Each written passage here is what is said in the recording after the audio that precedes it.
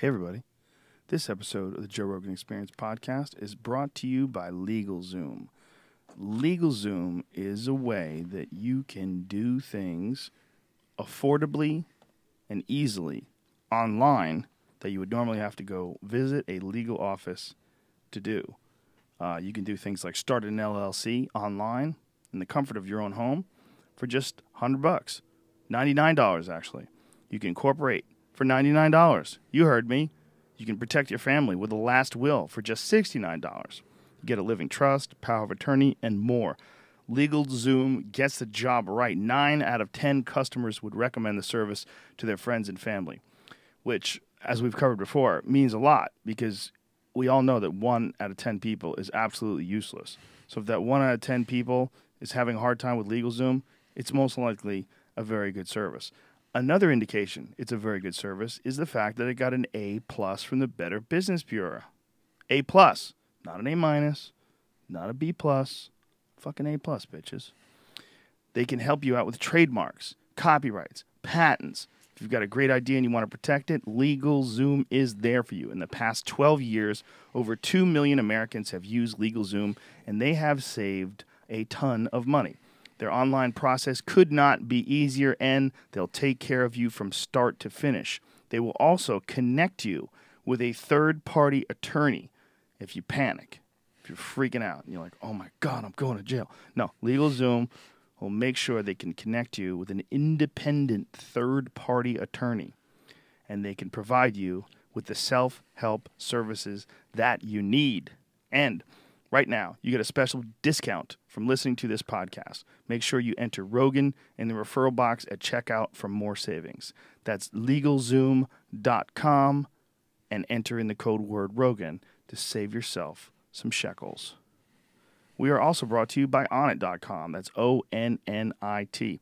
One of the new things that we've added to Onnit that's really pretty cool and fascinating is we have a gang of motivational, a gang of instructional videos, of blogs, entries, things that you can show, things that you can look at rather to get you fired up for training, things that can put you in the right mindset, and things that will show you the correct form, the correct way to do certain exercises, and just demonstrate what Onnit is all about. It's the Onnit Academy, and it's one of the links at Onnit.com. Onnit is a human optimization website. Aubrey started this website. Aubrey's here, by the way. What's up? Talking about him like you ain't even here. Started this website with this idea and this mindset of creating something that we would wish was there for us. Selling things that we would use, selling things that we do use, and stuff that we used long before we ever became involved in the company. Things like strength and conditioning equipment, like the best kettlebells we can find, the best battle ropes we can find, the best steel maces, steel clubs, weight vests, ab wheels, all great equipment for functional strength. And then on top of that, the best supplements we can find, the best nootropics for Alpha Brain, the best protein powder in hemp force protein powder, which we still, as of right now, still have to buy from Canada, but we are hoping that these laws are changing, and it seems to be they're changing pretty quickly. It seems like the House of Cards has fallen down on the whole cannabis, this whole embargo that has been in place in this country for almost 100 years. It's pretty incredible that it lasted that long. I mean, it's at about somewhere in the 85-year range from the time it was made illegal, but it's slowly starting to go away. And when it does go away, hopefully before it goes away even, we'll be able to buy our hemp from America. Right now we have to buy it from Canada. It's the most ridiculous thing ever. You can grow it in Canada and sell it in Canada, and you can buy it and bring it back to America, but you cannot grow it in America. It's so fucking dumb. It's like if you had a cousin that was a criminal, and because of it you weren't allowed to vote. It's that dumb. I mean, it really is, right? Yep. I mean, that's like a good analogy. But the Onnit Academy is really fascinating. There's so much cool shit there. There's videos with me working out, with Aubrey, and we're demonstrating different exercises and techniques. There's just a slew of cool shit at the Onnit Academy. And we're continuing to add to it all the time. Anna is continuing to grow. When we find cool shit, we add it. Whether it's the new Warrior Protein Bar, which is absolutely fantastic. It's a new Buffalo bar that is 14 grams of protein in each serving. And it's all made in the same method as the Native Americans use to preserve their buffalo. 4 grams of fat per serving, only 140 calories. And it's super delicious as well. No antibiotics, no added hormones, all natural and made from prairie-fed buffalo, cranberries, and a spicy pepper blend. That stuff is awesome, man. Yeah, it's really good. And it's so good because you're eating it and it's like, you don't have any guilt. No. You're completely guilt-free as you're eating it. You're like, this tastes good, and it's not a candy bar. Yeah, Lakota recipe, Lakota tribe that's still making it up there in the Dakotas. And it's awesome. Just carrying on an old tradition with new, fancier packaging that allows it to stay fresh for longer. That's about it. So go to onnit.com and check out all the cool shit we have. Like I said, we have whatever we find, if it's good. We even sell blenders. Why do we sell blenders? Because we use them. If you're making protein drinks, if you're making kale shakes, if you're making things along those lines, you need a blender. Well, we said, let's find out what's the best blender. The best blender turns out to be a Blendtec blender. It's pretty fucking badass. It really is the best blender. All right, let's start selling it. I mean, that's the attitude that Onnit has, Yep. and that's the attitude we're going to continue to have. We also carry organic coconut oil, stevia, Himalayan salt. We just a ton of shit. Too much to list in one commercial. But go to Onnit, ONNIT. Get your freak on and use the code word Rogan. Save 10% off any and all supplements. All right. Aubrey Marcus is back from Peru.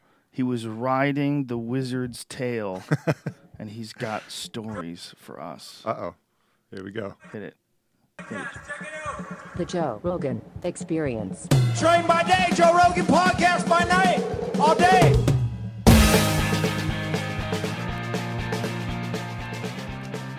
And all my friends that have done drugs, all right? And almost all of them have.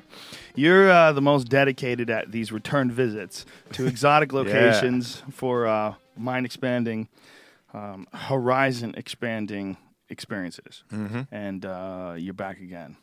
I'm back. Do you plan these out how far in advance? Yeah, this one, sometimes it's a long time. Sometimes something just comes up. And this time was one of those times. An acquaintance who I met through actually the Iboga world, he had gone down here and done this Wachuma experience, which is the original way that you describe San Pedro before it got Catholicized from the missionaries who came in and freaked out that the native people were doing these ceremonies with this San Pedro cactus, which is what we call. But it originally comes from this 4,000-year-old recipe from the Chavin people, which was like the peak of pre-Andean consciousness. And so I heard about these ceremonies going on, and I hadn't had any experience with that medicine. And I was like, fuck it, I'm in. I got to explore this, see what this is like, see what this unique tool is good for. So San Pedro is peyote. Peyote is mescaline. No, peyote's a different cactus. Really? Yeah, so peyote's a different cactus, similarly related in mechanism of action, but it's a little bit sterner. It's a little bit harsher. They describe the difference. If one's going to whack you on the head, peyote's more of a hammer, and San Pedro's more of a heavy bat? Feather. Yeah, exactly, like a Heavy wiffle bat. feather. But it can be pretty intense work too, as I'll describe. But yeah, slightly different cactuses, and obviously the peyote came up through the North American tradition more frequently, and then the San Pedro Wachuma was carried on through the South American tradition. Wow. So this place that you're going to in Peru, is this like a center? Is this an organized, regular place that people go to? I didn't know that there's these places online that are like Yelp for ayahuasca retreats. And they rate them with stars. I mean, it's so bizarre. Someone sent me a tweet saying, something about because of your spreading the word, look at all these different things that are out there. So I click on the link. I'm like, all right, what is this?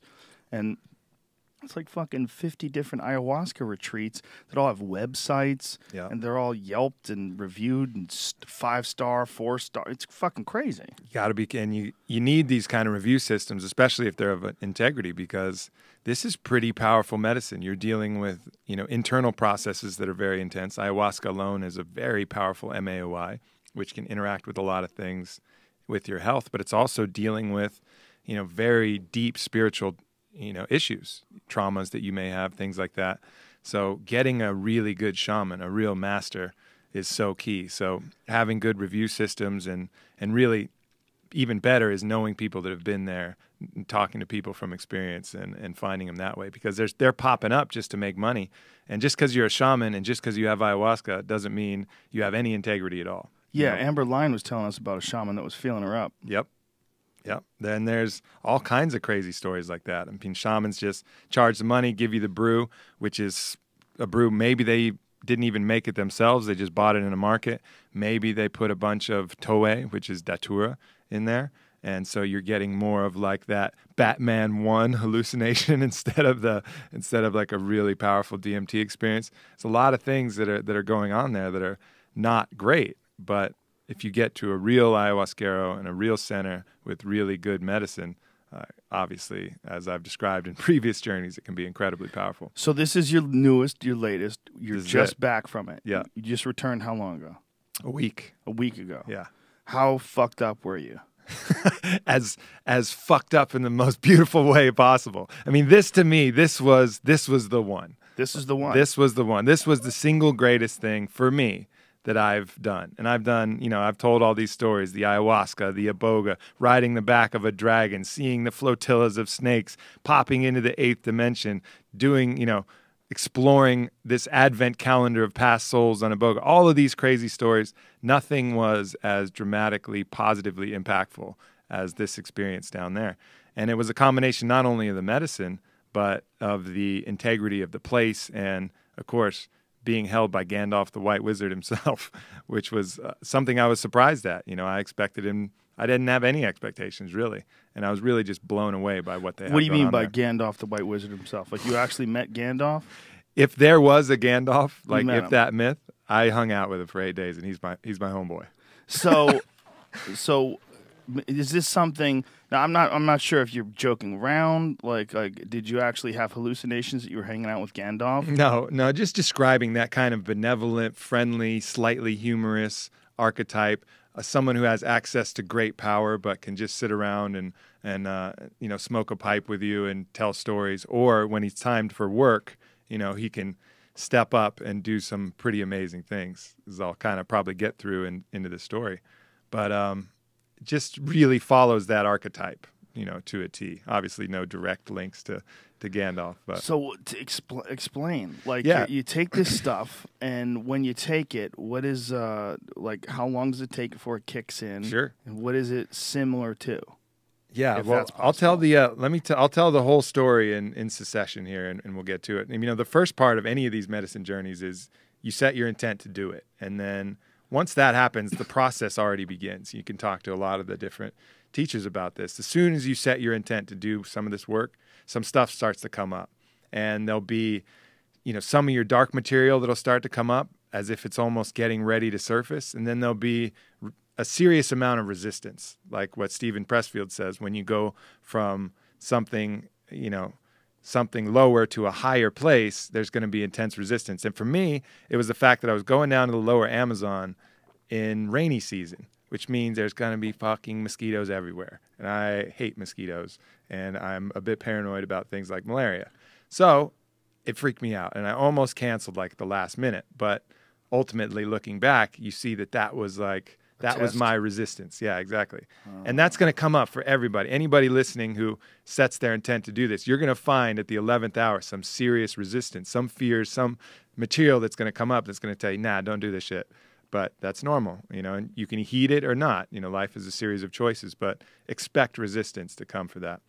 So that's what came to me. And I got down there, and I'd been going through some personal stuff. My first time single and alone in 13 years. I just split up with my partner. She's great, but went that way. I had a lot of stress, and we've been pushing pretty hard.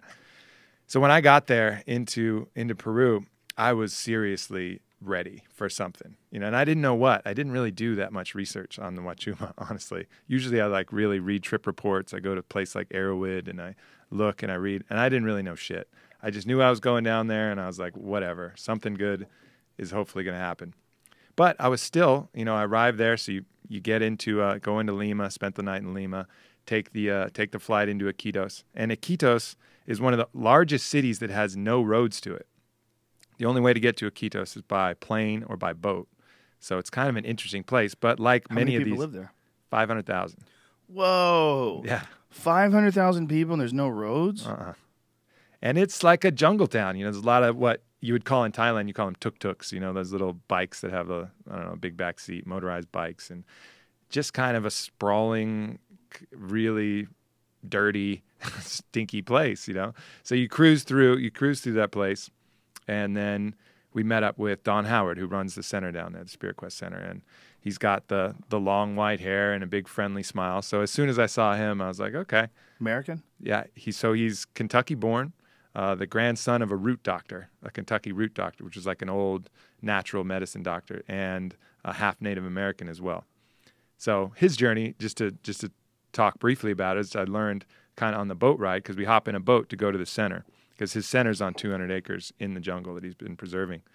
So his journey at 19, he got called to start working with peyote, and went and did the kind of traditional Native American, as with his ancestry, that kind of path to do peyote ceremonies for about 20 years, both with himself and with, leading other people. And then he got called to go down to South America and start working with the San Pedro cactus, the Wachuma, and got kind of initiated into the Chavin way, which is Chavin, and understood, kind of the old recipes, the old ways that they used to make the medicine. And not only with the Wachuma, but the Vilca, which is the second medicine that we did. And the Vilca is the most potent DMT experience on the fucking planet. Like nothing else, and I've done many of the other ways, can come close to that. It's a combination of NN-DMT, 5-MeO-DMT, and bufotenine, and you snuff it through your nose. But I'll go through that story. That was kind of the grand fucking finale of this whole thing. And it launches you so much farther than even ayahuasca or anything else that I've done. So he got called to start working with those medicines along with ayahuasca down in the jungle, and had been doing that for 30 years. So he'd had 50 years of experience working with these plant medicines. And as you can imagine, that's a long time to be on the path and just be following, trying to heal as many people as possible and show them the medicine. So awesome guy, and someone that usually with these shamans, they don't speak English. So you kind of get a vibe from them, and then you do the medicine, and it's all kind of magic. With him, not only is he leading the ceremony in that way, you can just sit around and bullshit with him, talk to him about, crazy females that tried to take him to the dark side, and all kinds of these stories that you would find from a guy like if you were hanging out with Gandalf in the fucking Shire and eating supper and smoking his, crazy dragon pipe. Like it had that kind of feel to it when you get there. So I get into the jungle, and it's a really beautiful place. Like the ceremonial hut has ayahuasca vines that are growing along the hut and encircling the whole hut, which is pretty amazing to see. And then everything is all screened in. It's like kind of like a nice rustic wood. As I said, it's on 200 acres. So we go into this screened in place, but I'm still extra paranoid. So I set up my mosquito net, and I'm like completely doused in bug spray, like just wet with bug sprays. And I'm still super paranoid.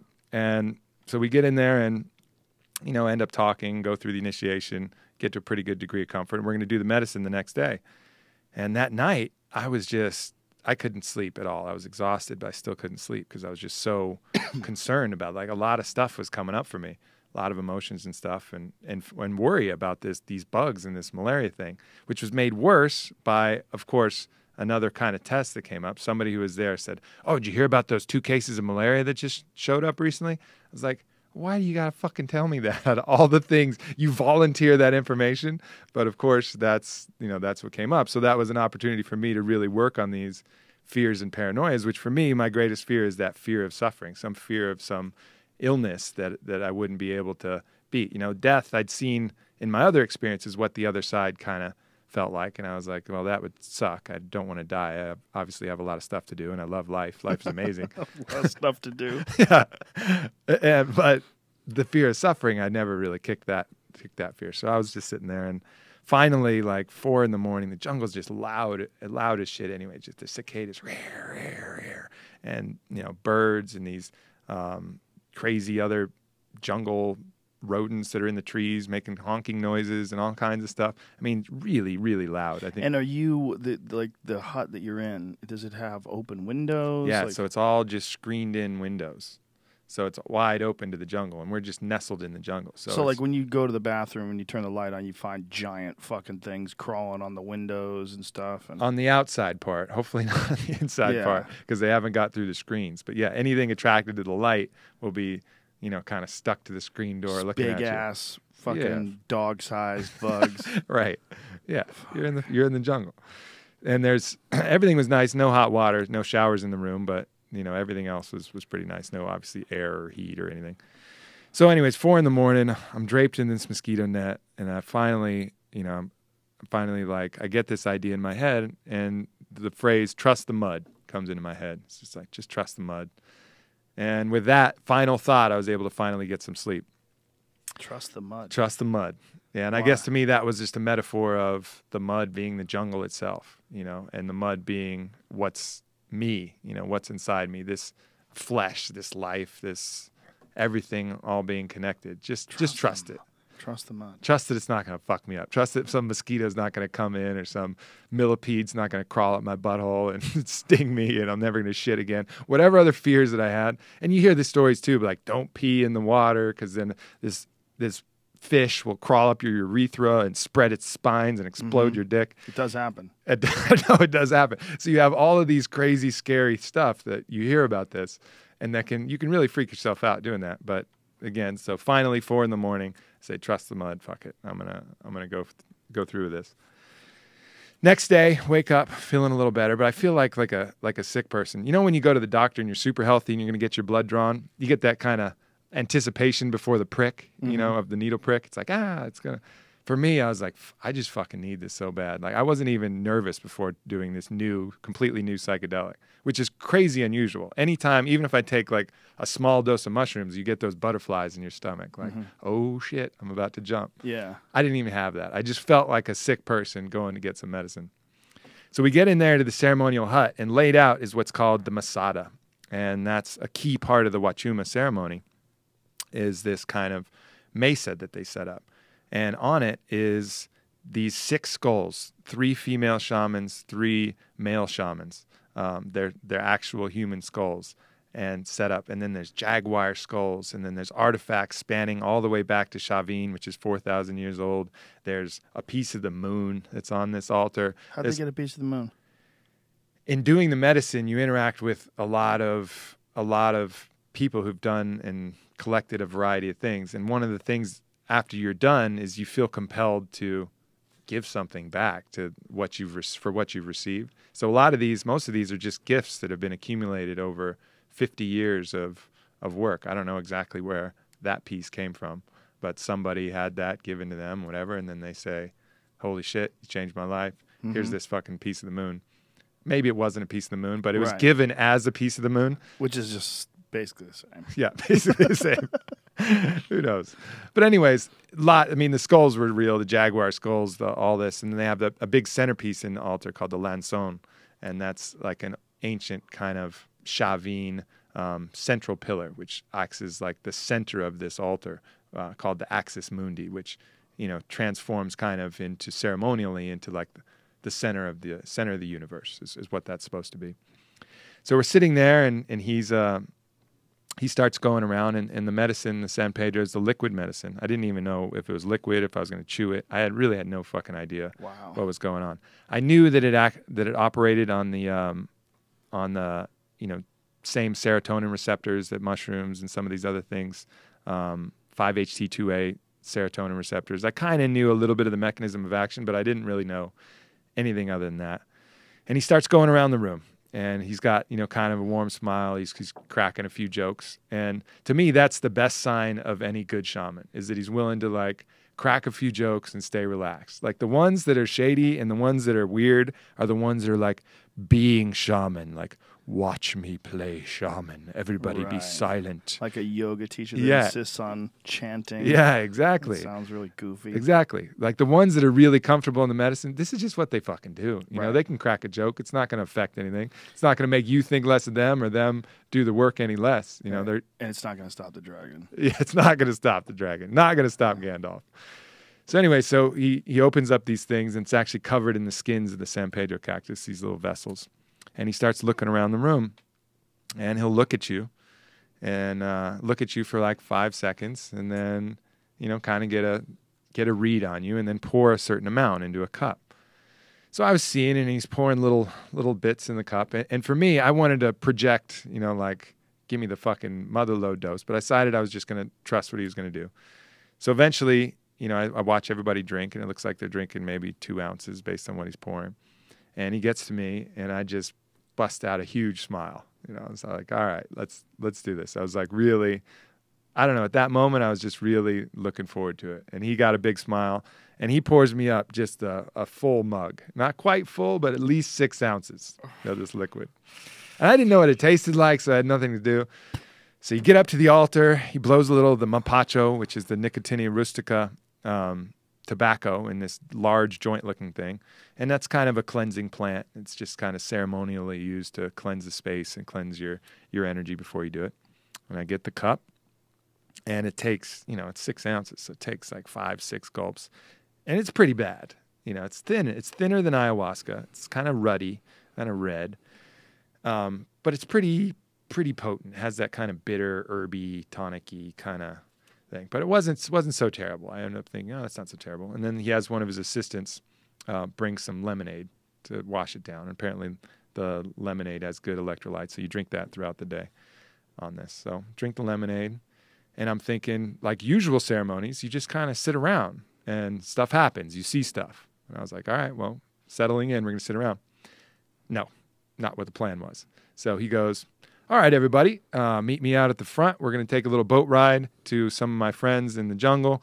We're going to bring them some mosquito nets, one of the local tribes. I was like, what the fuck? We just took a bunch of drugs. You're going to make us get on a boat and go traipsing through the jungle? I was like, all right, I guess that's what the plan is. So we get all our stuff and meet out in the front, and everybody starts getting really kind of chatty in this first part. And he tells us that doing Wachuma is like living a lifetime in a day, is what he says. Like the medicine is going to change, and that the first part is going to be very exuberant and may even result in uncontrollable hilarity, you know, in the first part. I'm like, all right. And then it'll change from there. And the theme of this one was the serpent masada, the water masada, which is a very kind of fluid. The idea is to, you know, be like the water, be very fluid, be very close to the earth, and that's the idea for this. So everybody's kind of getting chatty, and then we hop in the boat, and we cruise around, and you can start to feel that energy start to build, very psilocybin-y, you know, as that kind of, you feel something start to come on, and you want to stretch out your spine because there's some energy coming up through you. And we start to feel that in the boat. But then by the time we landed on this little inlet, and you're cruising through the jungle, it's in these rivers, and it's crazy because you'd have no idea how they know where they're going, because they're going through these like small little openings in the mangroves and the trees. But whatever, 35 minutes later, we end up in this really isolated landing that looks like nothing. And these little bare-chested children come out and run out to meet us. And we hop off the boat, and by that point, we could tell something very different was starting to happen. Like really like coils of energy were like pulsing through our bodies. And it felt so fucking ridiculously good that it's like indescribably good. Like full body kind of orgasmic little typhoons of energy, like just pulsing through, where you want to kind of stretch. You don't know if you want to run. You don't know if you can just, it's like almost hard to contain it.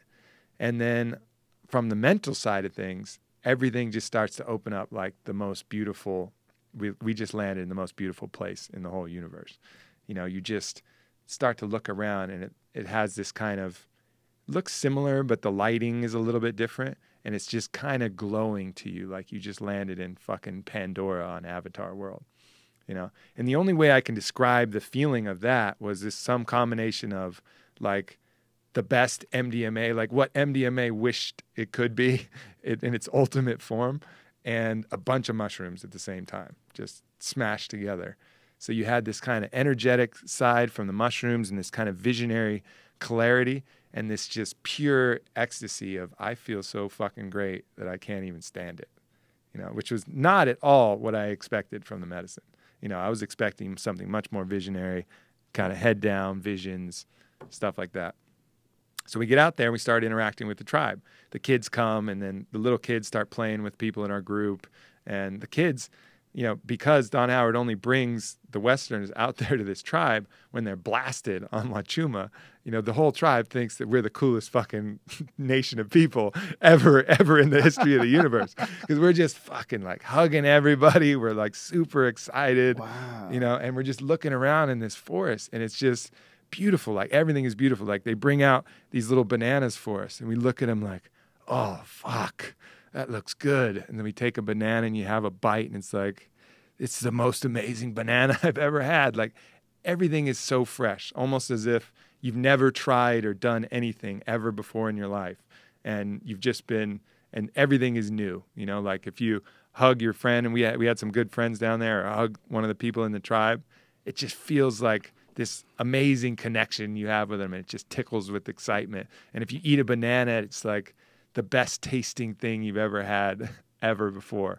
And so they come and they meet us, and the men were off in the jungle doing some work. So it was just the women from the tribe, and they start playing some songs and leading us around and some dances, and we're stomping around. And they have a few like handcrafts that they had made, and we're cruising around, and you know, we picked up a few things to kind of support the tribe. Dropped off the mosquito nets. I got this little thing. I got you something. I don't know why I got you this, but this is a rattle they made that has pink dolphins on it. So I don't know. Wow. I don't know why, but Okay, this is cool. yours Awesome. from there. That's pretty dope. Yeah. So it's carved from like a bean pod that's local there in the jungle. Well, I'm a big fan of dolphins. Yeah, maybe that's why. Maybe that's why the pink dolphin called you. So anyway, so we're hanging out there, and at that point, I started. You know, we had a crew there with us that was documenting this, which we'll get to see at some point when this comes out. But they were asking, you know, about, well, how do you feel? What about all the things you were worried about? And it wasn't at that point like I had any solutions to the problems that I was concerned with. It was just that all of it was meaningless because life was so fucking beautiful and so good, you know, that I didn't have to figure out any of these problems and worries and concerns, loneliness, fears, everything. It was just such an overwhelming feeling of everything was so amazingly good that it just didn't matter. You know, it's like we're alive, and that's enough. You know, every breath was so amazingly positive and such a gift to be in that you couldn't even worry about something else. And that was kind of the nature of that first little stop off in the jungle, and really cool. But then it started, so we're there for a couple hours and just laughing and having fun and screwing around and thinking about things and smiling and eating little snacks like the banana. And then it starts to get dusk, and so we go into another boat ride. And slowly before that had happened, kind of the hilarity of things and everything started, the energy started to drop. And I remembered back to what he was saying, how the medicine's going to change. And certainly that's when it started to change. Everything kind of got quieter and a little bit, you know, still very powerful, but in a different way. Kind of that ecstatic energy where you felt like you had to run around or had to stretch or had to do something just to release this energy that was in your body. That kind of started to die away. And so we're at dusk on this boat ride, and the way that the shadows were, it was like very difficult to distinguish between the jungle and the reflection on the water. So we're cruising in this canoe, and it looks like we're cruising right through the divide between, you know, air and water. Everything is just really difficult to discern what we're doing. It's a really kind of cool visual effect, obviously made stronger by the Wachuma. And I start to have my first visions from this experience. And I start to have visions of just what I identified as the true nature of life and that kind of feminine, life-giving, birthing energy. And it was just this crazy, ecstatic vision of life within life within life, like looking at a human not only as a person, but then a collection of cells filled with bacteria, filled with parasites, filled with life, just teeming all the way down to the level of the flagella that are moving around like, you know. And then there was visions of the octopus tentacles flowing and changing colors, and visions of even in the dirt itself was alive with different bacteria and insects and things. And everywhere you look, there was just life bursting through every seam. And with that, I saw 3 women with these long, venomous fingernails and big, voluptuous tits and amber skin and amber hair, dark, dark eyes. And you could see the venom dripping from their nails, and they're smiling at me and waving me forward, 3 of them, waving me forward like this. And it was the most irresistible sight I've ever seen. Just this life everywhere, tentacles. And I realized that energy, that polarity of that extreme, life-giving, material, feminine energy was what was completely irresistible to the other force, which is that life force, that source, the non-creation consciousness, you know, that has no form and seeks order in all things, you know. And so this polarity of masculine and feminine were just irresistibly attracted to each other. And that's what made the balance between the earth. And the phrase, which I still don't really understand, but I kept saying it over and over in my head, was that existence is the ecstasy of dichotomy. And I think what that means is just that balance between this life-giving, feminine, succulent, seductive, sexy, ecstatic, chaotic presence of the feminine, and the other dichotomy of consciousness itself, which has none of those attributes, none of those physical attributes. But that's what existence is. It's that dichotomy of both of those. What about the venom put together? The venom wasn't, you know, we think of venom as evil, but that's just part of this visceral life-death cycle, you know. Things burst forth, things die. The venom is this kind of chaotic, seductive element that's all a part of it. Like, it's not separate. It's not like this part is good, you know, and this part is bad. It just all comes forth naturally without any choice. So the venom and a banana, you know, are really the same thing, just manifested in a different way. You know, so all of it was what was irresistible. It wasn't just the good parts. You know, even these women, you know, with these venomed nails were completely irresistible to the place that I was in, which was this very kind of consciousness, spiritually centered place. And that was completely irresistible to me. And I could see how it would be to consciousness itself, you know, because that's the dichotomy that creates the polarity and the interesting parts of life. So we finally, everybody was silent on this boat ride. We took it a little bit slower, so it took us about 45 minutes to go back. And then my friend Daniel, who was there, actually the guy who recommended it, right before we pulled up, he's like, man, that was like the best sex I've ever had. And all of us just fucking crack up, because that's exactly what it was like. I think very similar visions of just this entering this weird, sexy, seductive world. And so this dolphin thing came from those people? Yeah, came from those people. They make them and they make them. They sell them or something? Mm-hmm. Wow. Yeah. It feels crazy. Yeah.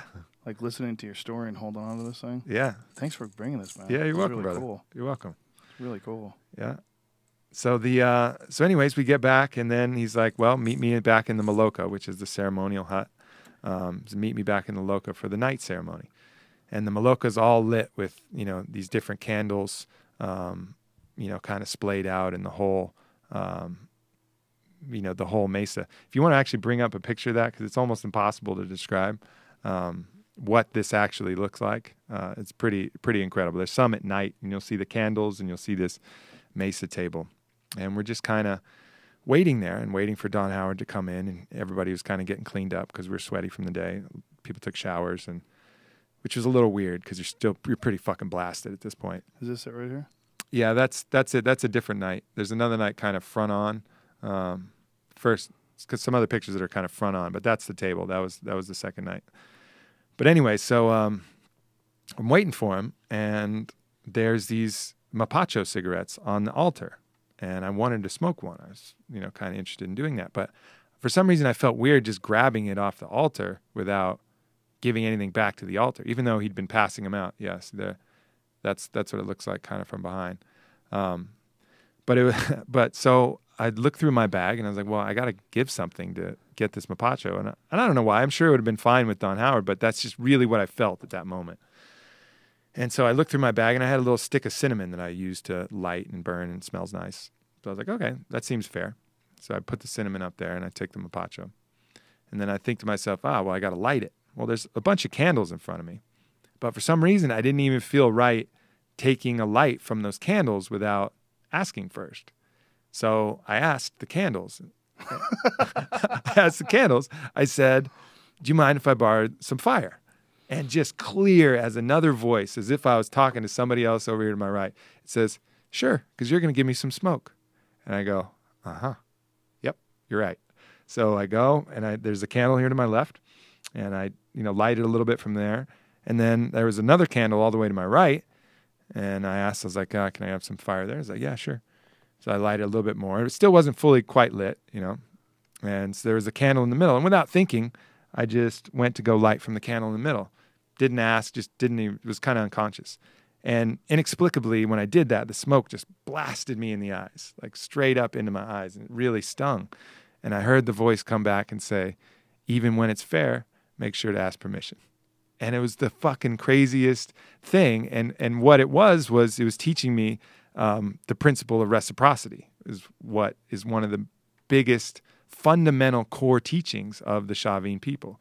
And the idea is that even if you don't have anything to give, at least give your gratitude. And that's one of the core reasons and ways that we've gotten off from these kind of old teachings, in that whatever you do, there's a give and take. When you take an animal, at the very least, give your gratitude for, the gift of that animal. When you take, it could be a vegetable, just say a little, thanks for that. And as the earth in general, providing a home, providing us a place, materials, the principle of reciprocity would be to do your part to protect that, or at the very least, just be grateful for what you've kind of got. And that in itself, that gratitude is enough, But it was funny how that kind of came up in this kind of very back and forth verbal teaching from this altar. And this really silly thing, I mean, it's mapacho and fire, but that was kind of the example that it used to kind of drive that point home.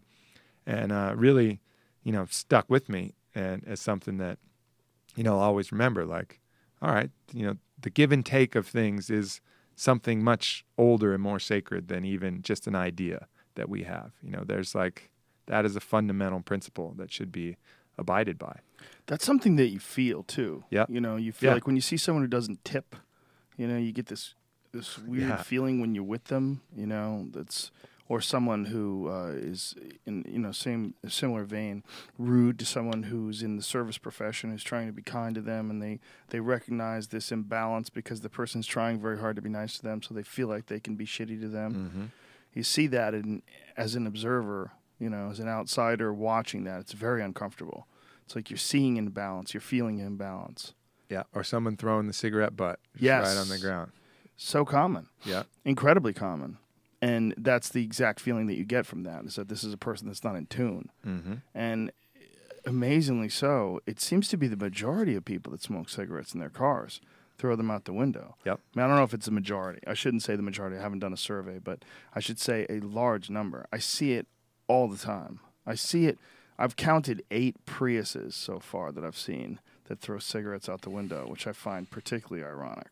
Right. Just an environmentally conscious car with a cigarette flying out the window. Right. Wow. And then makes you wonder why they chose that environmentally conscious car. For auditions. Yeah, exactly. So they can look cool. Exactly.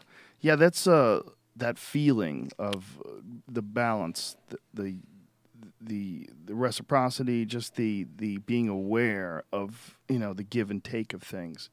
That's a very important principle. It's very important for me. To me, I'm very, very sensitive to that. It's one of the most important things to me. Yep. And you're right in line with the very core teachings of the Chavin people, and that was it. And then they used to give free. So the Chavin was not a race. It was a collection of individuals that came out of the jungle, collection of shamans and healers and teachers, set up shop in Chavin, which is an actual location. But it wasn't racially organized, and they had no hierarchical structure, which freaks archaeologists out because they keep trying to look for, well, who's the king? Well, there was no king. It was like the fucking round table, and they can't understand that. And they would give ceremonies of the Wachuma and the Vilca to any of the pilgrims that kind of came. And the idea was the pilgrim brings a gift, whatever they have. Sometimes they have no gift, and it's just their gratitude. But many times it was actual gifts that would come. And that's kind of how the society worked, based upon, simply that principle of reciprocity. Eventually it died out, and it was carried on by a couple other traditions, a couple other places like the Mochi and things. But from that point, then other things started to creep in: hierarchy, power, militarism, etc. Even the Incas, which people credit as this great, highly civilized people, which they were to a great degree, but they were still fully militarized, and they took over, they overwhelmed the whole surrounding area with a military force, different than the Chavin, but they're just more typical to what was going on in the times. The Chavin was a really kind of unique situation that they had. And like I said, their core principle there was that principle of reciprocity and guidance from these two really powerful medicines. Wow. So the night ceremony. The night ceremony, yeah. So we get in there, and the first part of the night ceremony, on his altar, on his table, he has these ancient whistling vessels that are somewhere between 500 to 2,500 years old. And they're like these clay vessels. Some are jaguars. Mine was a toucan. One of them was life and death as friends together. And there's these amazing artifacts. What does it look like, life and death as friends? So one is this skeleton, and the other is this voluptuous woman. And they're holding each other like this, and as life and death as friends. And all of these vessels, and you blow through the top, and it creates a really unique whistling sound. And so he asked us all to the altar, and he says, well, why don't we try to wake this up a little bit? And he always has that kind of wry smile because he knows, he understates what's going to happen. So we all start blowing on these whistles, and together, it sounds discordant at first, but then ultimately it locks into this frequency that feels like it's going through your entire, like just penetrating straight through your head. Like you're not even listening to it. It's just wiping you clean of any kind of frequency that you might have. Like a really strong, like resonant sound that just goes straight through your whole body, which was kind of a cool experience in itself. And what they used it for was that, aligning, just kind of sound and frequency and getting you basically back to that clean slate, so that anything you have going on in your head, maybe you got a song stuck in your head, maybe you got a beat stuck in your head, maybe you got some latent programs kind of going on, it just kind of wipes straight through. And a cool experience, nothing crazy more profound than that, but just kind of awesome to be a part of this, blowing these vessels that have been used for this purpose, like ancient consciousness technology, 2,000 years old, from the Mochi people and some other people. That's something, I'm sorry to interrupt you, but that's something that seems to resonate in a lot of these ancient shamanic cultures, is the need for music, the need for songs that carry you through ceremonies, songs that take you through, whether it's a mushroom ceremony or ayahuasca, the ayahuasqueros and their icaros, those songs that they sing. What is there when you talk to them about that? What's the connection? The icaros are kind of their own special thing, but almost every single shamanic tradition has rattles. And Don Howard had rattles too. His rattles were a little different than these ones, but they talk about breaking up. For them, they can see these energetic forces. And for them, they talk about the rattles breaking up this kind of frequency field around you and kind of recalibrating it to a certain degree. So the rattles are used completely ubiquitously. And then there's other things like singing bowls, which you'd find in Tibet, and in Peru they had the whistling vessels, and other things that make kind of other shrill sounds. And then, of course, there's the drums, which make a beat, good for dancing or good for that. The Icaros themselves are just these songs that the plants teach you and are very kind of DMT oriented, as I kind of found out, because I found myself singing one of these songs out of the fucking blue when I was snorting the Vilca, but we'll get to that in sequence. But yeah, it kind of just breaks up the auditory field, and also in a lot of cultures it calls in announces basically the helper spirits to come and the allies to come, like, hey, here we are, come find us, is another reason. But I don't know. I can't see that stuff. I mean, I just know it kind of sounds good and it puts me in a good mood, and it feels good, but it takes one of those other seers to experience it. And I don't like speculating on things that I haven't experienced, and they don't actually like talking about things that you can't experience. And that's the difference between a religion and shamanism is they don't tell you shit. They show you everything. If they can't show you, they won't tell you. It's like, this is truth and you have to go find it for yourself. Whereas religions, by and large, are like, here's the truth. It's written down in this book. You better follow it, whether it makes sense or not, or we'll burn you or kill you. Or well, they have something real. You. All that stuff's unnecessary when you can ride the dragon. Right. It really is completely unnecessary. Exactly. Because everybody, you get to that same conclusion. Different people to different degrees, but it's reproducible, and it's reproducible in every individual. So you don't need to go talking about it. And you don't have to believe in it. No, there's nothing that you have to believe in other than just what you've experienced yourself. And that's the beauty of this kind of work. I'm way too sober to hear this. Beautiful. So then the next part of that ceremony, the last part, was to snort this liquid out of what's called a singalo, which is this giant steak. And it's a liquid preparation that they pour in the tip of it. And it was a combination of the Florida water, tobacco, some more wachuma, and a few other plants in this thing. And so you get up there, and it's this big steak, and you kind of tip it into one nostril. Yeah, I have a little bit. You tip it into one nostril, and you tip it into the other nostril, and then it fills your body with this kind of fiery, kind of lightning sensation that you feel, and it's almost like you're just holding on to the steak because it's burning as it's going down, this liquid that you've just tilted down your mouth. But it didn't have any kind of great physical psychodynamic effects other than just to kind of like really align you with the altar. And so there at the altar, not too much happened, but one of the interesting things was I was the first one to go, and I was waiting for Don Howard to tell me like when my experience was up, because I'm up there at the altar, everybody's watching me. And one of the great things about how he worked is throughout the whole session, he never did that. When you had your turn to go up, he would never tell you like, okay, you're done. He just completely trusted you that you would move and you would take action at the right time. And I really appreciated that. And that to me, instilled a great degree of trust in him, which is something that I haven't had immensely in a lot of people, is this ultimate trust that he's got this thing kind of figured out. And you get that from the trust that he puts in each other individual. It's kind of this interesting thing.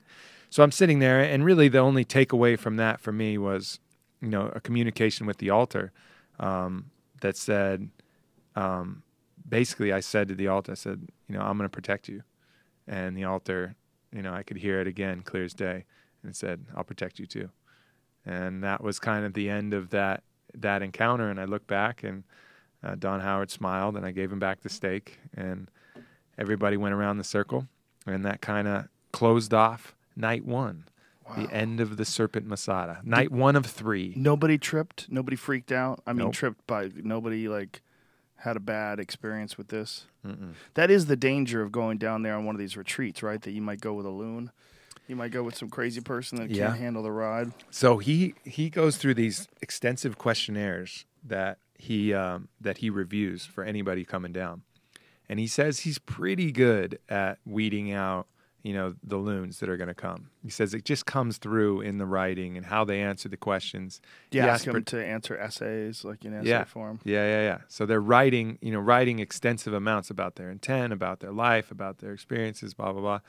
And so he says he's pretty good at filtering that out. But, of course, some people who are pathological, can fool him. And it's happened before where he gets in those situations.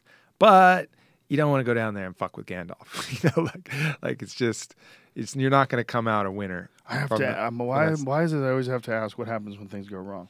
That's my question. You notice that? Yeah. That's like I'm like in some ways I'm a theorist. Yeah. In things going horribly wrong.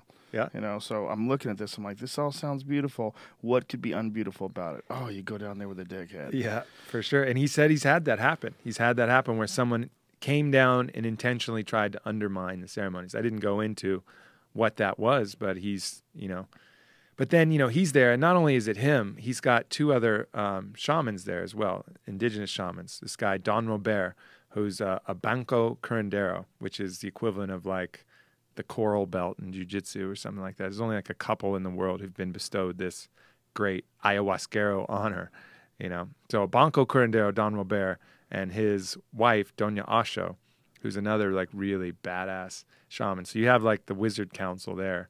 So, you know, they're able to really work with some stuff and Wow. and make an impact. I wonder what happens to those people if they are a crazy person. They wind up doing those drugs. Can you imagine if you found out you could snap somebody back to earth? Like you could have someone who's completely sociopathic, give them some of this, and they develop empathy. I mean, is that possible? You always like write off sociopaths, but is it possible that could ever be cured? I mean, I don't understand the human mind enough. You know, it's from a scientific standpoint. The medicine is, and Don Howard was really forthright about this, that the medicine by itself is neither going to do good nor bad without the intent of the user. Because the intent of the user, you can use this medicine for, you know, bruja, sorcery, you know, is what they call it. And sorcery. To what extent that means, you know, that is, but basically by saying that, he's saying you could use that to get your own power. You know, kind of like the shaman who Amber talks about where, you know, to them, that's the dark side. So sorcery is kind of a weird word because they're not like making weird shit happen. Although there's some weird stories, but really using it for your own power. Mm-hmm. And the weird stories, though, you have to take into account they're told you by people tripping their fucking balls off. Yeah, blasted. So I'm sure you think that shit went down. Yeah, you know? totally. I bet you're not a liar. I'm not saying you're a liar. But Yeah. goddamn, you have to sort of include that. And the nocebo effect of believing something terrible happened is strong. We were on Opie and Anthony once, and there was a woman that they have who's a regular on the show. She like comes on all the time, and they call her Stalker Patty. And we gave Stalker Patty a Listerine breast strip and told her that it was drugs. And this girl, I mean, I don't know how much of it was an act. I don't know how much of it was she's not like mentally completely there. But she was acting like she was tripping her fucking balls off. Like she just ate the strongest pot brownie in the world. And she was just clinging to the earth, trying to stay on. Like, and Ari had his balls out. Like, Ari decided to take his balls out and stand next to her and pretend that his balls weren't out.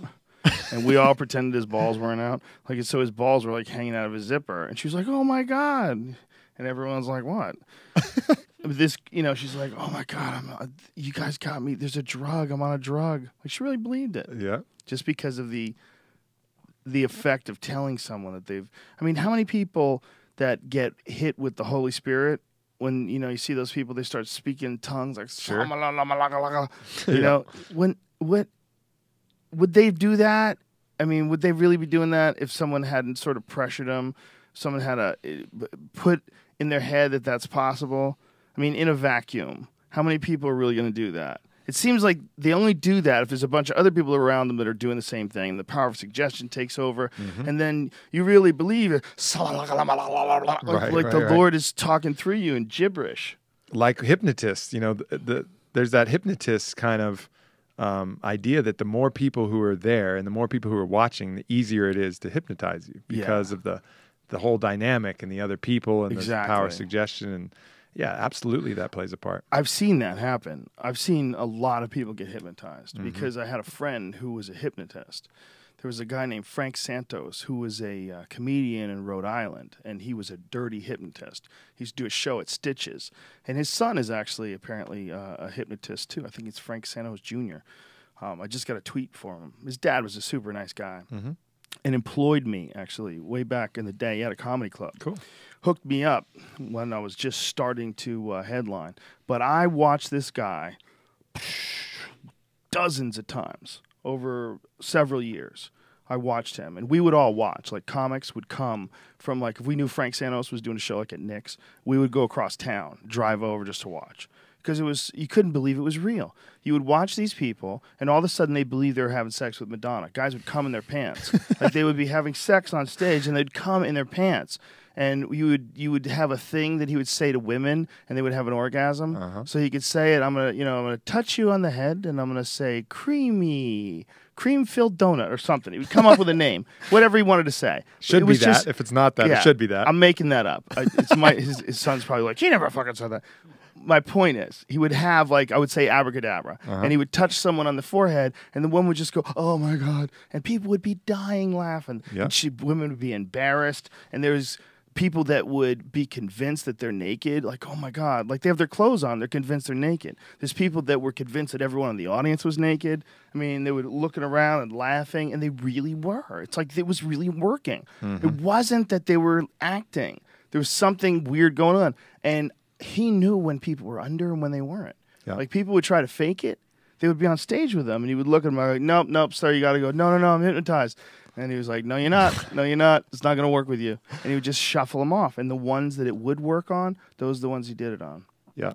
Super interesting dynamic. The mind is so incredibly powerful. That is one of the main reasons why it's super difficult to take someone's word in account of an event.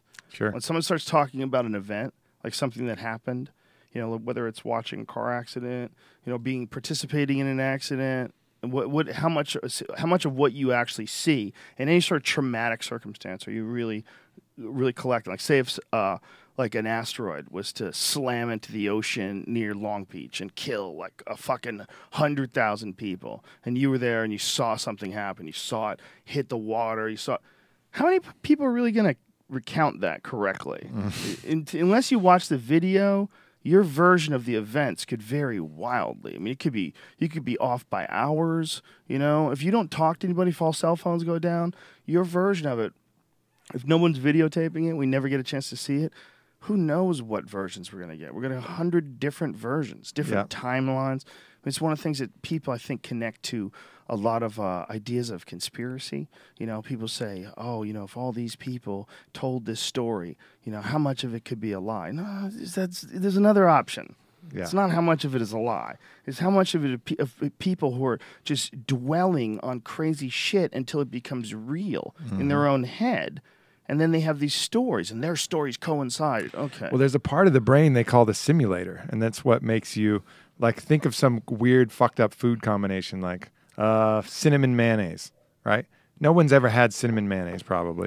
Someone's eating it right now where they're going, bitch, the fuck are you saying, Aubrey? You use the simulator to give you a very accurate idea of what cinnamon mayonnaise tastes like. And that's a very valuable part of evolution. But if you're using the simulator constantly enough, it's almost going to be like, oh, yeah, I had cinnamon mayonnaise.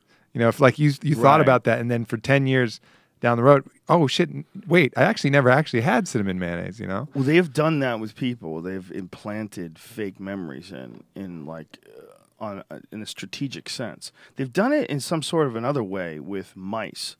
They've figured out a way to implant some memories in mice, some weird artificial memories. Like they have I believe, and if I'm butchering this, I apologize. I'm obviously not a scientist.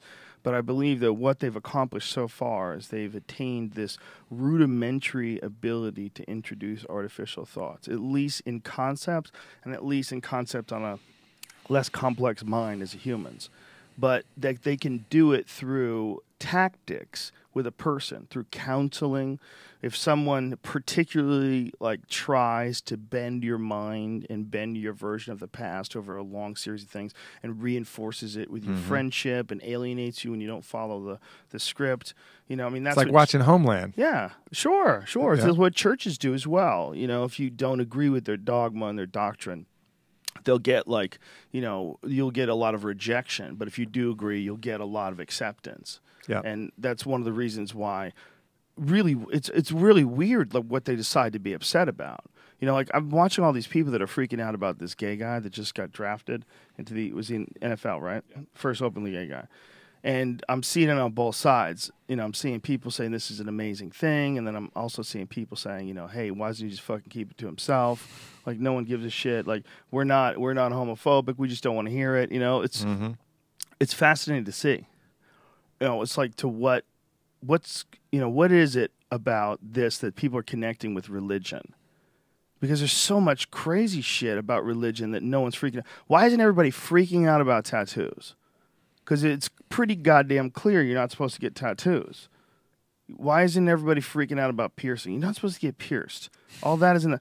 Why are you dwelling on the gay thing? Yeah. Like, why is the gay thing the number one thing? What about shellfish? Where's the outrage at the fish markets? Where's the protests? Yeah. Where people, what is really going on here? It's just this masculine story that's been told. I mean, you got to figure somewhere between the stats are like in Germany it's 10% and in other places it's 2%, but a certain percentage of men are gay. Yeah. You know, they're just gay. Yeah. And this really good number of those are just fighting it, just barely hanging on. And then there's this story that's out that if you are that way, then you're not a man. You're not a full man, you know? And so this kind of fear of not being a full man is imprinted in us. And then the combination of that mixed with these people who are desperately fighting it because they really are barely hanging on, it creates these crazy scenarios. I hope that it balances out to the point where you can goof on gay guys without worry about being labeled as homophobic. Like they're Right. on the menu for being goofed on. Yeah. It's like there's like if you say anything, if you joke around about gay people, his homophobic comments. Like, was that what it was? Are you sure? Because I think there's some gay people that do some creepy shit. It's not negative against gays, but I have a gay friend or a friend who's friends with a gay guy more. I know the guy, but my friend really knows him. And the gay guy keeps trying to fuck him. And, you know, he's like stuck in this situation like, man, I can't be friends with this fucking guy anymore. Like, I thought I was going to be open-minded. And then you realize somewhere along the line, oh, this is a dude. Oh, he's a dude. And so he's like, just like a guy friend that hangs around with your girlfriend. You don't Right. trust that motherfucker. Yeah. Yeah, you don't trust this gay just guy like that's hanging around with you. a straight guy hanging around with a hot lesbian. Yeah, he likes Like, to fuck guys. He's gonna want to fuck you. If you're a guy, it's okay. There's nothing wrong with it, but you know, you got to be real careful if you're a dude and you're in one of those situations. This guy won't leave him alone, so it's like ruining his head. Like he associates that guy now instead of with being with his friend, it's being his friend that says crazy shit when he has a couple of drinks in him. You know, where it's like he's just trying to like psychological warfare him. He's trying to say things like, look, no one is born gay. You choose to be gay because once you try it, he starts like pitching this fucking... He's working on your implanting ideas strategy. He's just working his pimp game. He's working his pimp game. Strong. He's just flexing on my poor friend. You know, and if you started to do a joke about that, that would be widely considered homophobic. You know, widely considered. It's like gay men get a pass on all the douchiness that comes along with being a man. You know, I mean, It's weird. Women, weird world. we all possess douchiness. It's not gender specific. We all sort of have things. I mean, we're all working out life. We're all working out life from the information that was given to us, but people didn't know what the fuck they were doing. Mm-hmm. We are working out life based on what we figured out over the course of our lifetime, and we had to de-learn and deprogram a lot of shit that was talked to us. A lot of nonsense that was spoken in our reinforced every fucking which way you look, from movies my to God. songs to Just unconscious people. Pressure from your own parents, man. Sure. Pressure from your own parents has got to be one of the weirdest things. You know, there's people that never recover from that shit. I have friends that whatever fucking weirdness their parents put on them, they just voodooified. They just don't have any confidence. They don't have any ability to be themselves. That's an interesting thing when you look at world religions. It's the heredity and region is the absolute, hands down, number one deciding factor about what religion you are. Yeah. If it was like you're just finding the truth, you know, and you're looking at everything and finding the truth, it'd be fucking interspersed everywhere. But really what it is just you're in an area and that's what's fucking taught to you and that's the story. And so that's why you're in that religion. It's not that that's the best one. It's just that's the one that's been fucking taught to you. Eddie Bravo and I both had very similar childhood revelations, and we were having a conversation one day about the moment we realized there was more than one religion. Like, that's how we both kind of realized it was bullshit. Like, I found out about Jews. My uncle married a Jew.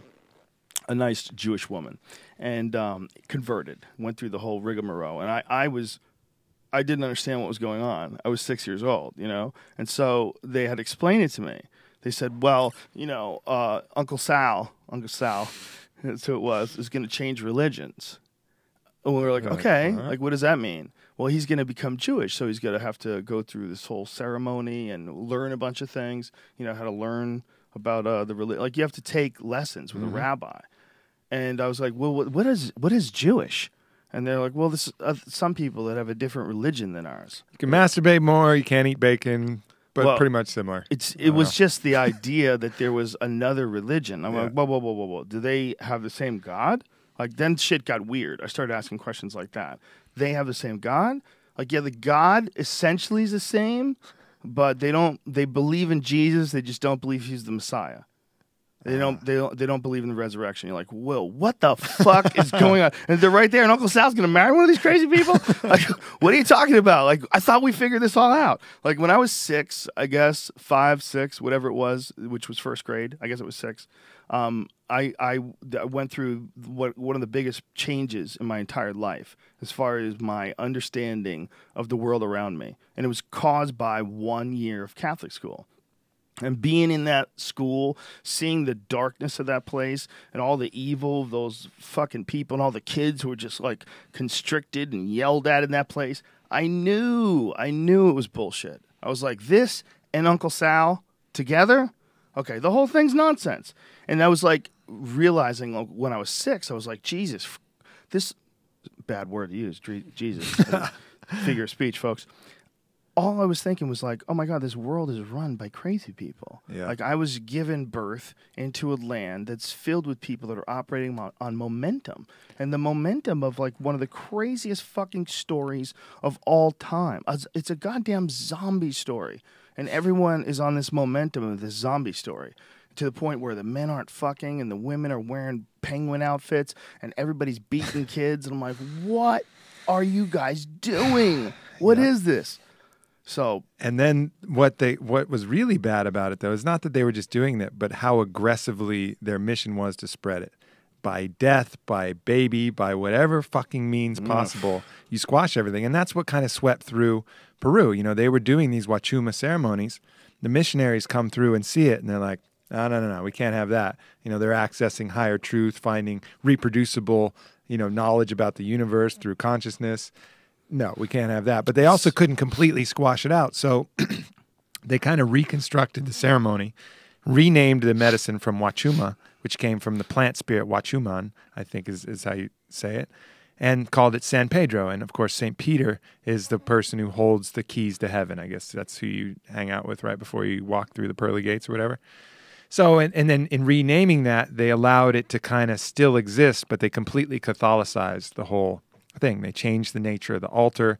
It became more religiocentric, and then reconstructed the nature of the ceremony so it was like communing with St. Peter and taking a glimpse through the gates of heaven. So they changed the whole framework of the ceremony and kind of watered down the medicine a little bit, and then used it for their own religious purposes. And that way it kind of changed the whole nature of what this was, which was these guys. And if you look at the keystone of art for the Chavin people, it's this tapestry called the Estela Ramundi.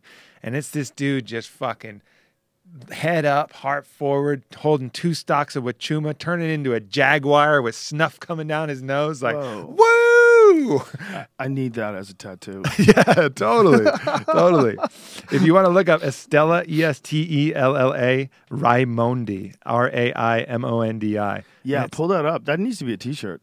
Yeah, it should be an On It T-shirt. It's badass. Put that alongside the zombie On It T-shirt and the chip On It T-shirt. Wow. So that was the old way, and I'll tell you in a little bit on the third ceremony why the jaguar was the most sacred animal, because I had an experience with that.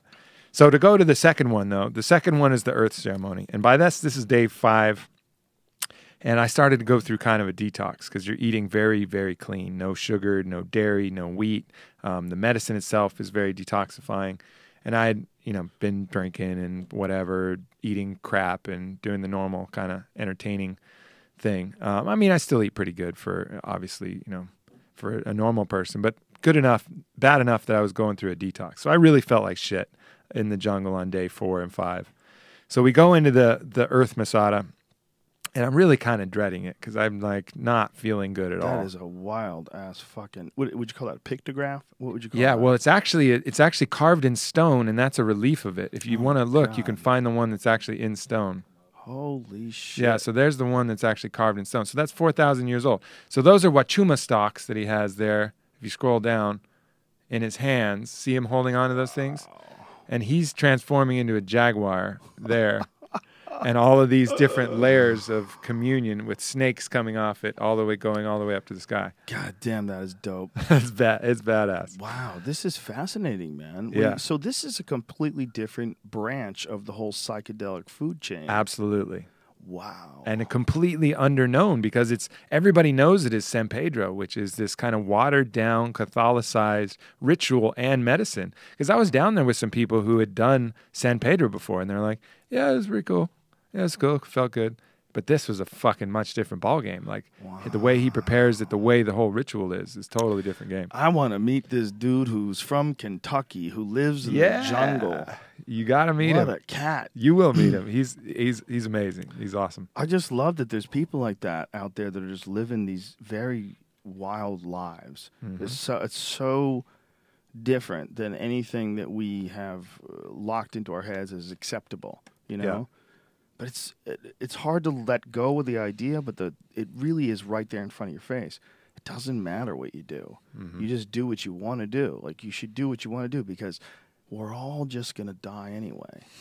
We live and we die, and just got to accept that. It's hard as fuck to do. And but in between are just a it, bunch of choices. And Yeah. that was, now I'm getting to that because that was one of the key teachings of this thing is just, life is just a series of choices. So anyways, I do the Earth Masada medicine, and it's a much smaller cup. He looks at me, and I'm looking a little fucking shady at this point. Like, I don't have that same big smile. I manage some kind of smile. Pours me about half as much medicine.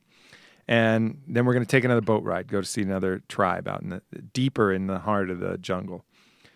So I take it, and immediately I'm just nauseous as fuck. Like, nauseous to death. Not enough to actually make me puke, but it's just pretty brutal. So we hop in the boat, and we're cruising down the boat. And where I'm sitting in the boat is like, I'm getting all this spray. It was a windy day. I'm getting this spray in my face, and I'm thinking about like monsters inside of me, about the fucking parasites in the Amazon. And I'm nauseous as shit. I want to puke, but I don't want to puke because I know if I puke, I have to open my mouth, and then the water's going to get in my mouth. Wow. And then I thought I was going to get parasites. So I'm in this, like, locked into this hell, just getting wet. My eyes locked closed, my mouth locked closed, just nauseous, like really nauseous for like 45 minutes. And so we arrive on this place, and I seem to be the only one feeling like this. Everybody else is fucking cracking jokes, and they feel great.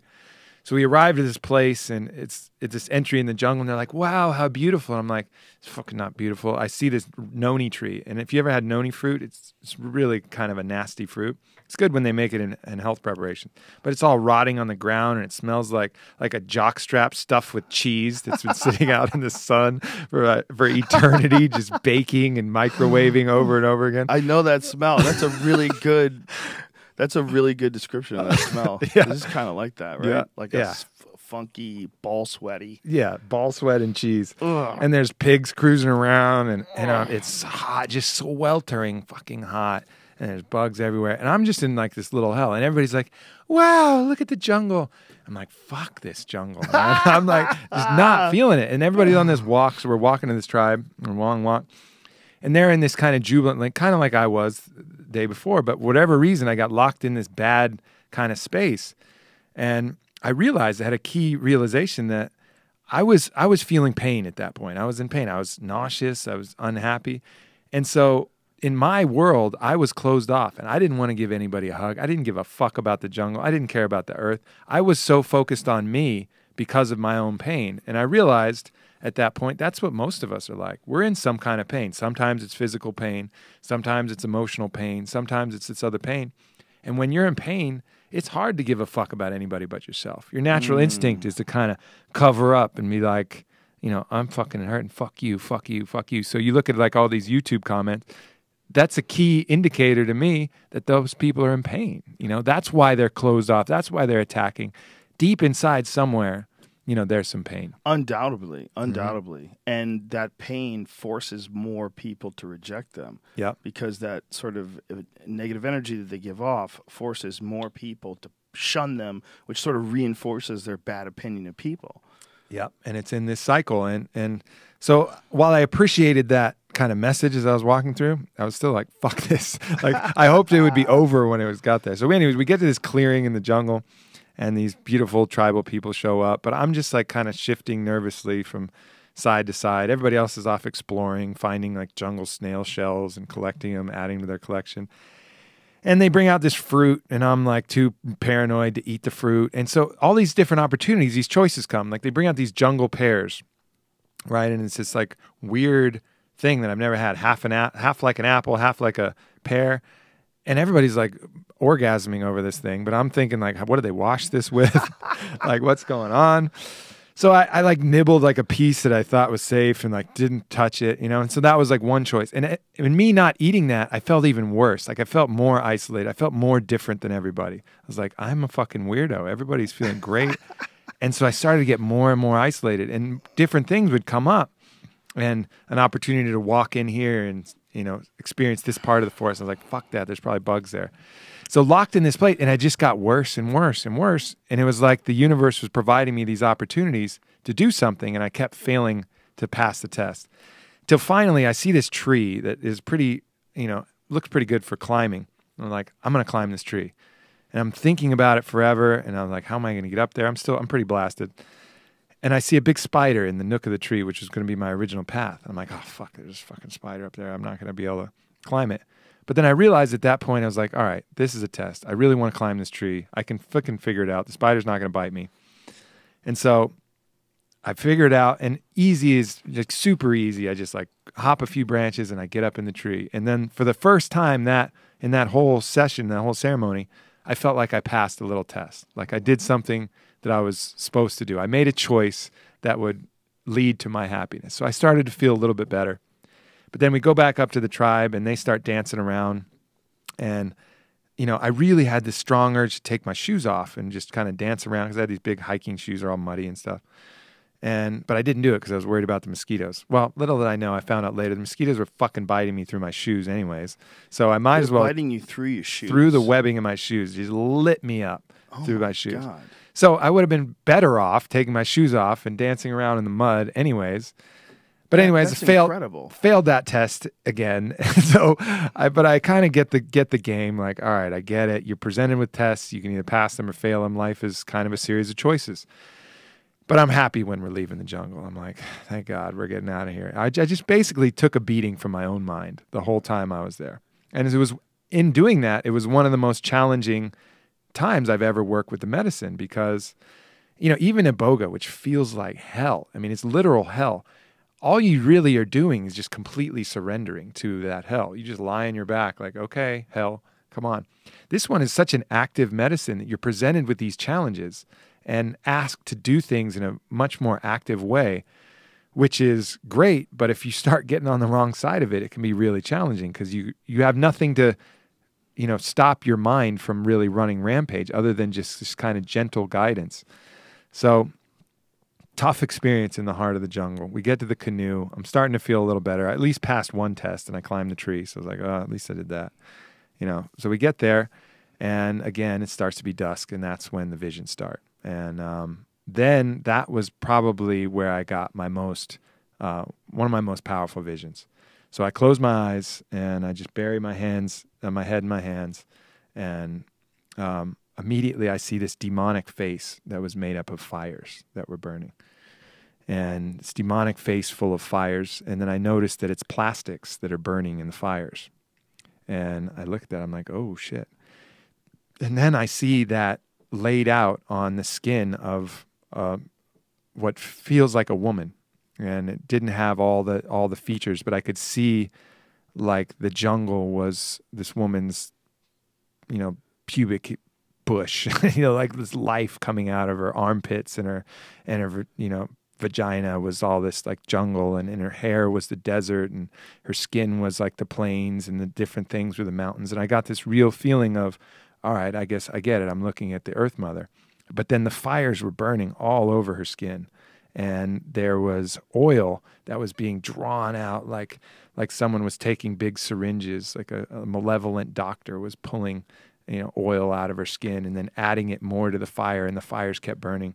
And it was this horrific image of this, almost rape of this beautiful Mother Earth that was presented it to me.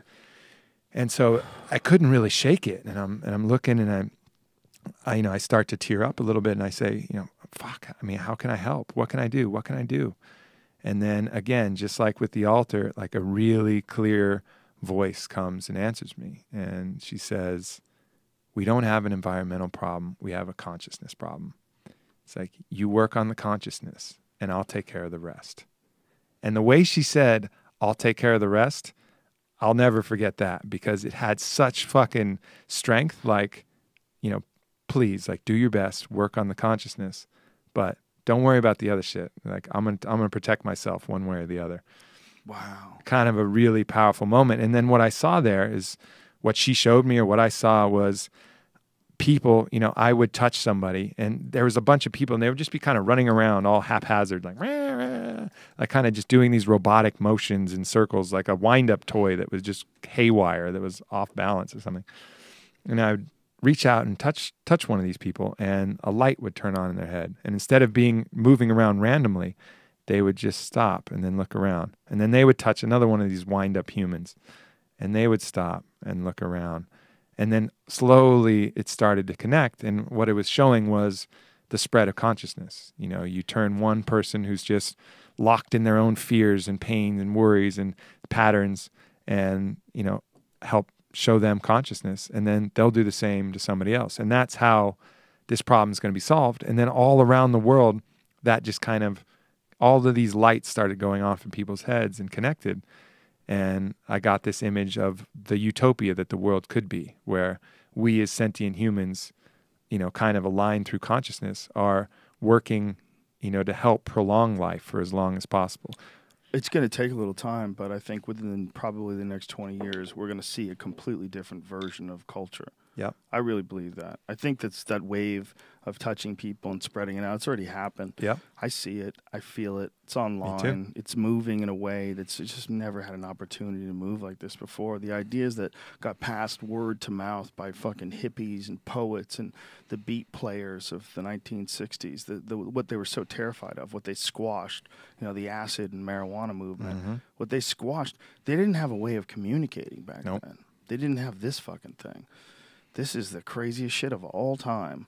This internet, in conjunction with this newfound awareness of these psychedelic experiences and the lessons that can be learned from these psychedelic states, there's a wave of a change in consciousness that I've personally experienced. I know it. Yeah.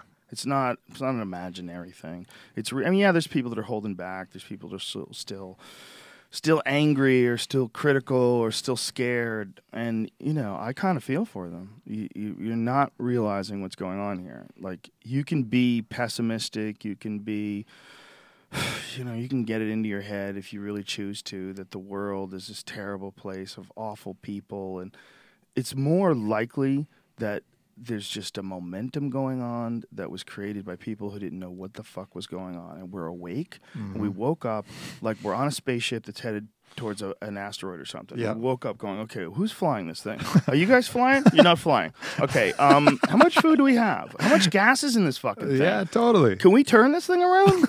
Where's the brakes? Why are we moving in this direction? Is there a reason we're moving in this direction? Has anybody thought this through?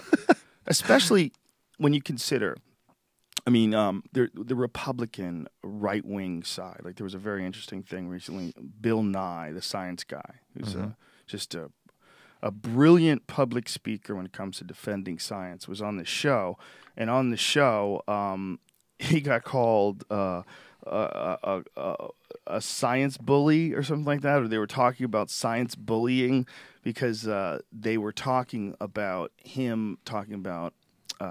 global warming being affected by human beings, that it's pretty much a general consensus of scientists that human activity and the carbon footprint of human beings has affected global warming. And then the other guy was like, well, first of all, I think his attitude was like, we don't know exactly what it's doing, and what you're saying, like these regulations could harm business. Like that guy for sure doesn't do mushrooms. No. Because if he had ever done mushrooms, he would realize like that is, you just said a crazy thing. Yeah. You just said we need to make money, so we'll keep poisoning the earth to make money. I mean, I know you didn't say it that way, but that's essentially the equals. You know, if you put them in a mathematical computation, what you're saying is, even if it does poison the atmosphere, we need it because we need the jobs. And your considerations of the idea that regulating something that's poisoning the very earth we live on, that could be somehow controversial because that poisoning is profitable. Not we need to find other things that are profitable to substitute it. Like, yes, this is obviously something we need to stop, but we need to find a substitution. No. You could be harming business. That same mind that can put together that screen that's showing you the HD version of those people having that ridiculous argument, that same technology, that technology there is a reason to figure it out. They wanted and needed a reason to figure out how to make this gigantic LCD screen with incredible resolution and just vibrant, crystal clear colors. They wanted to figure out how to do that. If they wanted to figure out how to get rid of the garbage that's in the ocean, that giant patch of swirling, deteriorating garbage, if there was like an incredible amount of need to do that, if people decided to focus all of their scientific aspirations on fixing all the problems on Earth in a profitable manner, it would be the biggest industry of all time. It would be giant. We would run out of polluted places because we'd be like, shit, we used up all the polluted places. Right. Because we figured out some new awesome shit that turns pollution into clean air that gives you enlightenment. We found some new air that'll let you read each other's minds, and you make it by burning out nuclear fuel rods and some sort of a hygienic process with a dirty ocean water. It purifies the ocean water. I mean, they would come up with something. Some fucking super egghead would come up with some awesome shit, and they would figure it out. The key is just the consciousness has to come first. Exactly. Human innovation is insane. Yeah. We send video through the sky. Okay? We're fucking sending pictures to each other on a regular basis. You know, you can call them dick pics, but what that is magic. That shit is fucking magic. We're sending magic to each other. And we could figure it out. Ultimately, that is one of the that's the one thing that humans can do that dolphins couldn't do or any other of these creatures can't do on Earth. Let's say something fucked up was going to happen to Earth. Like we saw a big asteroid coming in 25 years. Oh, God. It's humans who could figure some shit out to, like that fucking movie Armageddon, blow that thing up, split it in two, I don't know, dematerialize it, whatever the fuck could happen. Like Time machine. Yeah. Just keep going back in time to 5 minutes before it hits. We have the opportunity potentially to use technology to protect the Earth and humanity at large. And that's what I think all of this whole technological thing, why it's good and why it's necessary. Otherwise, we're just completely at the mercy of these other forces. I think the problem is that, as Albert Einstein said, it's become appallingly obvious that our technology has exceeded our humanity.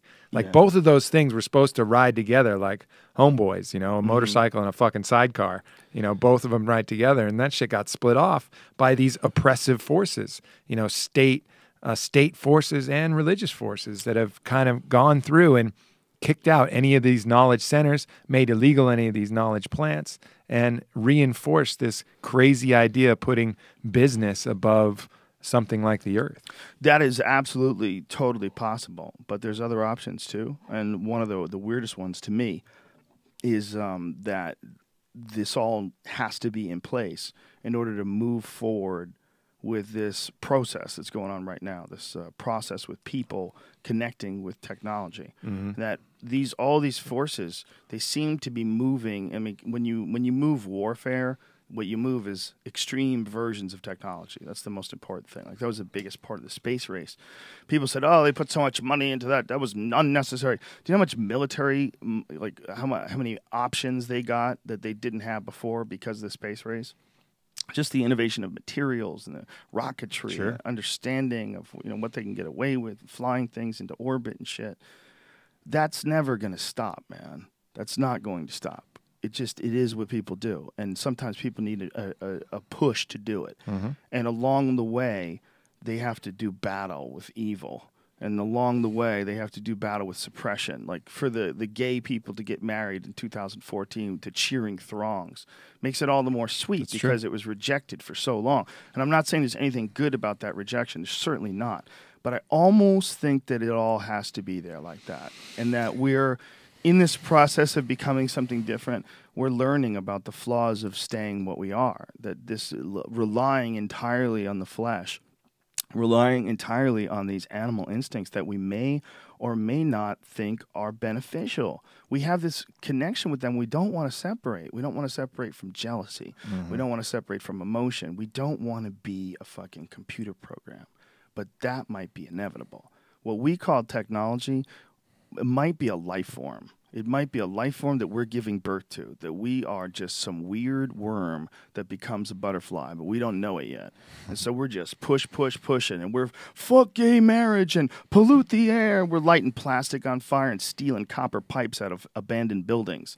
I mean, we're the weirdest fucking thing that's ever existed ever. And all along the way, we're working on technology. All along the way, you could take the dumbest motherfucker out there and he's holding on to a Samsung Galaxy S5. You know, we all along the way we're giving birth to artificial intelligence. I really like your idea of needing that resistance, you know, and I think there's a great wisdom in that, and that the fact that things maybe are exactly as they're supposed to be, you know. And sometimes I think they are. Yeah, and that's definitely a cool thought. And then the other thing about technology is a point that I try to make as often as possible is these medicines, that's exactly what the fuck they are, is their technology. Yeah. So is alcohol. That's technology too. Yeah. You know, like every one of these things is a technology. Yeah, alcohol, it causes this kind of blood. Somebody figured some stuff out. A shot of whiskey equals this. They broke it down for you really simply. Right. It's right there in front of you. And for people you have all these labels and memes and ideas and the propaganda and bullshit that goes to it. Just look at everything as technology. Alcohol is a technology. Methamphetamines are a technology. Wachuma is a technology. But what can that technology reproducibly get? Well, with meth, it can get you to clean your fucking house and see fucking goblins and freak out and become a stripper. So that's reproducible on meth. Like what's reproducible on Wachuma, what's reproducible on ayahuasca. Right. And you start to see patterns of how this technology can be utilized. And just taking an objective look at that, yeah, it's not a panacea. It's not going to do everything for everybody. Nothing is. Nothing is. It's just a technology. It's like a phone. You can call somebody a bitch on the phone, or you can tell them that you love them and that you'll be there by their side forever. Like, it's just fucking technology. Yeah, it's just a means to communicate with. Yeah. Yeah, that's so true. And that these ideas, or this idea of an entheogen, or what we would call a drug, being a technology and being a method of enlightening, or a method of opening yourself up to a whole new dimension of possibility. Like just a world that you step into it and now your values have changed. Like you're a different person. Your values, your ideas of human beings in general, all those change. And they change in this really drastic way that's kind of unavoidable.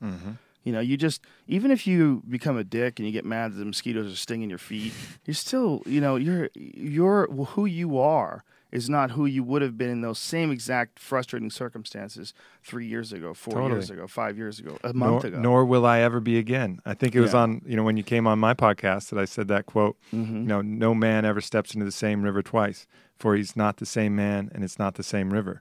Yeah. You know, and that's the case with these psychedelic experiences, even more so. You know, it's because who you come there, in general, that metaphor works is we're always changing, situations always changing. But you go through one of these ceremonies and you just have this overwhelming feeling that the person that you were prior to doing it is not the person that you've become, nor the person that you will be. I mean, that's going to continue to change. But things shift in a really dramatic way that can be incredibly powerfully positive. Yeah, and I think that the word is out. People are telling people now. Yep. It's starting to spread. back and forth. I mean, it's not just stories on the internet. I'm hearing people tell their friends that, hey, we got together and we did this, and it changed my life. And I mean, I hear it on a regular basis. And it's reaching different areas. I was hanging out with the Chicago Blackhawks, the hockey team, and these are hockey players. They're from Canada and farm towns. They've been bashing each other into boards and skating around on the ice. Not the people you'd expect who'd ever even heard the word ayahuasca, but somehow it got in the conversation that I'd done a bunch of ayahuasca experiences.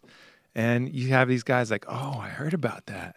That sounds awesome. I really want to go do that. And you're like, what the fuck? How do you even know about this? So it's reaching this kind of critical mass, which is really exciting. Huge in the MMA world. Yeah. I know a dude who's a shaman, who's a trainer. Yeah, I don't think he wants me to. I probably doesn't want me to mention his name, but he's a legit shaman. I mean, he's a cool dude. Like, you have conversations with him, and you're looking in this dude's eyes like, oh, you've seen some shit. He puts on ayahuasca ceremonies for MMA fighters. He'll take them for a retreat in the mountains.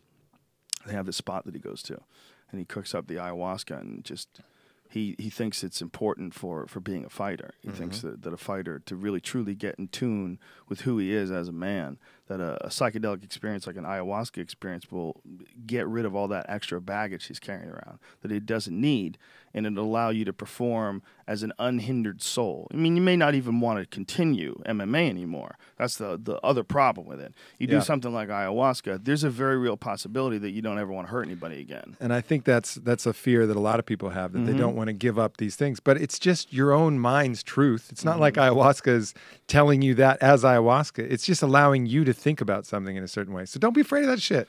I used to be, I mean, this is going to be a ridiculous statement, and in prefacing it, I have to just admit, I know it sounds ridiculous even to me, but when I was first starting doing comedy, I wanted to make sure that I wasn't on the path of enlightenment, because if I was on the path to be enlightened, I saw it fucking up my comedy. Right. I mean, it's a total ridiculous thought. I mean, it sounds like a cop-out for not trying to be more enlightened, but it was a legitimate thought. I was thinking about all the people that I think are really funny, and what kind of fun, what is their comedy? What kind of comedy do I like that they do? And there's all this like crazy, ridiculous, drunken, these tirades and stories that were just the most ridiculous sexual escapades. Those are the guys that I thought were the most hilarious. And I'm like, well, you gotta drink. Like, you can't be doing yoga and eating vegetables. Like, you have to drink to be this funny. Like, this is a totally different thing. And I remember thinking that there was no way that you could be like on the path, like even thinking about an enlightenment, and still be funny. I think the way to think about that, for me is, and I think part of this experience opened it up, is being on that path to enlightenment and restricting yourself from drinking or having to be in a certain way is kind of like that shaman that's playing shaman. Like the truly enlightened individual can decide, and I think the Toltecs had a word for it. They called it your controlled folly. Yeah. You can decide to get wasted and do something like that, but do it in a conscious way. I mean, obviously, doing something to hurt somebody, that's probably going to be a problem with your thing. Of course. But you can choose to be whatever you want to be. You don't have to be a fucking raw vegan, meditating every day, yoga kind of person, unless that's what you want to be. Like, you can still choose. Yeah. And it's still a path with heart. And I think that's what the true enlightenment is and will be. It's not going to be playing enlightenment. It's just going to be being there and deciding, yeah, we're going down this fucking Jack Daniels hole today, and we're going to see what's on the other side of it. Well, that's why there's a big issue with people who are trying to combat what they seem to be a negative, like a negative behavior or negative attitude, hate maybe perhaps, that they're combating it with hate. Yep. It's the total incorrect approach. Like, if you're faced with something that hates you, mock it. Yeah. All right. Don't hate. Don't actually be angry. Point out what's ridiculous about it. Yeah. And if you could point out what's ridiculous about it successfully, it can't even be ignored by the subject of your ridicule. Yeah. That's the beauty of it. You can't ignore it. If someone shuts you down and makes fun of you and it's in a really funny way and you look really stupid, like, oh my God, I do that. You know, if someone, by the way, we always do the Callan, by the way, he goes, oh, fuck, I do that. He knows he does it. Yeah. That's that's a bad example, but that's when you're trying to stop hateful, angry behavior, the tendency is always to meet it with a more hateful, more angry response. It's almost like instinct, but there's strength in forgiving people, and there's strength in having a frustration and anger towards something and then just completely letting it go. Yeah. And there's a freedom in that where you realize, like, oh, that was a choice.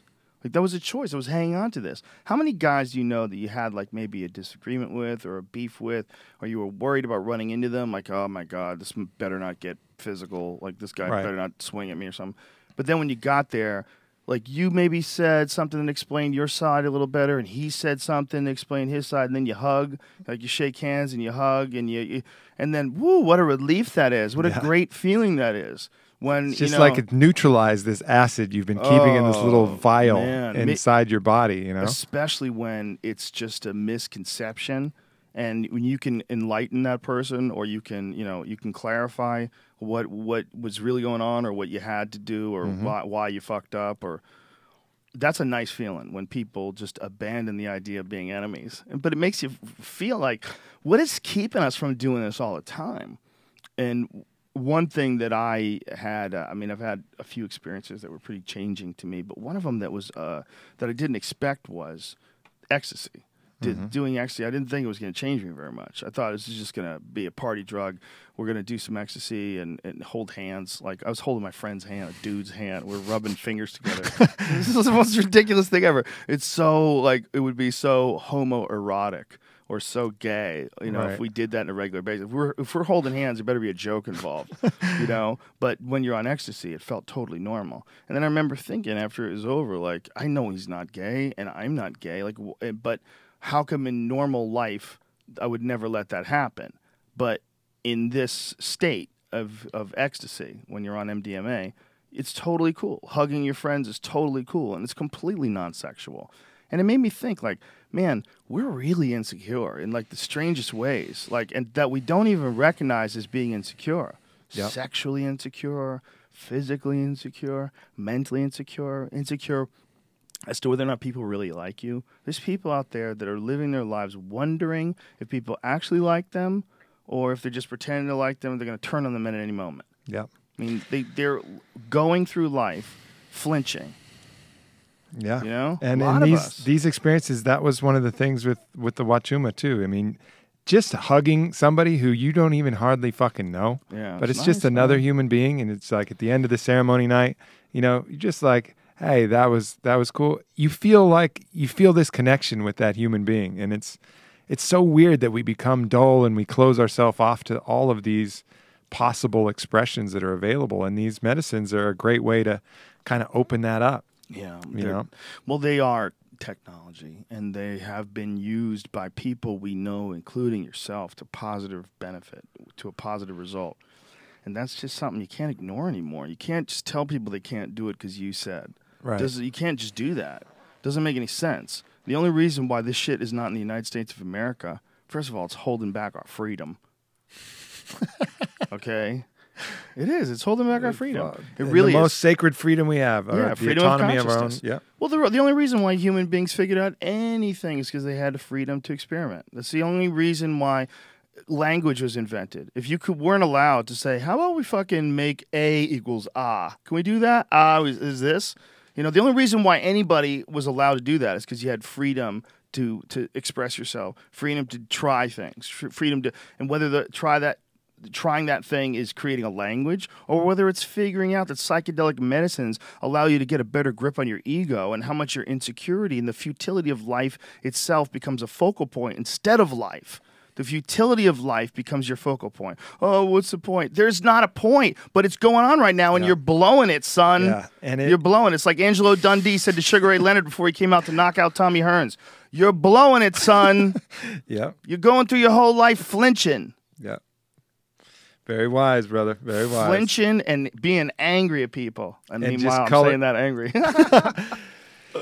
Yeah, that's the key. And then But that's out there now, though. it is. You The know? secret's out. I mean, Secret's I out. didn't invent it. It's fucking banging around 4,000 out there. years old. You got a dude holding the fucking Wachuma stalks. It is head up and his heart forward. And that's actually, so to close out the earth ceremony, all of the Shavin, spiritual figures, they're turning into jaguars and their heads up. And I didn't really understand that. And Gandalf doesn't, Don Howard doesn't really tell you things. He lets you try to figure it out. So we go through, and the night of the earth ceremony was his kind of big clearing night where he's working on trying to clear the energies out of different people, much like an ayahuasca would. So it gets to be my turn, and he whispers. He comes behind me and he says, "You're pure Shavin, brother, heart to heart." And I was like, "All right." And I could just feel this kind of warmth and intensity in what he was saying. And he starts rattling his rattles and a feather. And he starts doing it on my chest. And I'm just sitting there, and for about 30 seconds, nothing's happening. And then I notice my chest starts to lift, like more and more, until my chest is so far forward, and I'm not consciously doing this at all. My chest is so far forward that I can't help but tilt my head up to the sky. And I realized at that point what the message of that was that so often we lead with the cerebral part of our mind, just thinking constantly, thinking. But really, the best way to do it is to lead with your heart, lead with that deeper knowledge that doesn't require the magnificent calculator that we have, because it is a magnificent calculator. It's great for computing, innovating, things like that.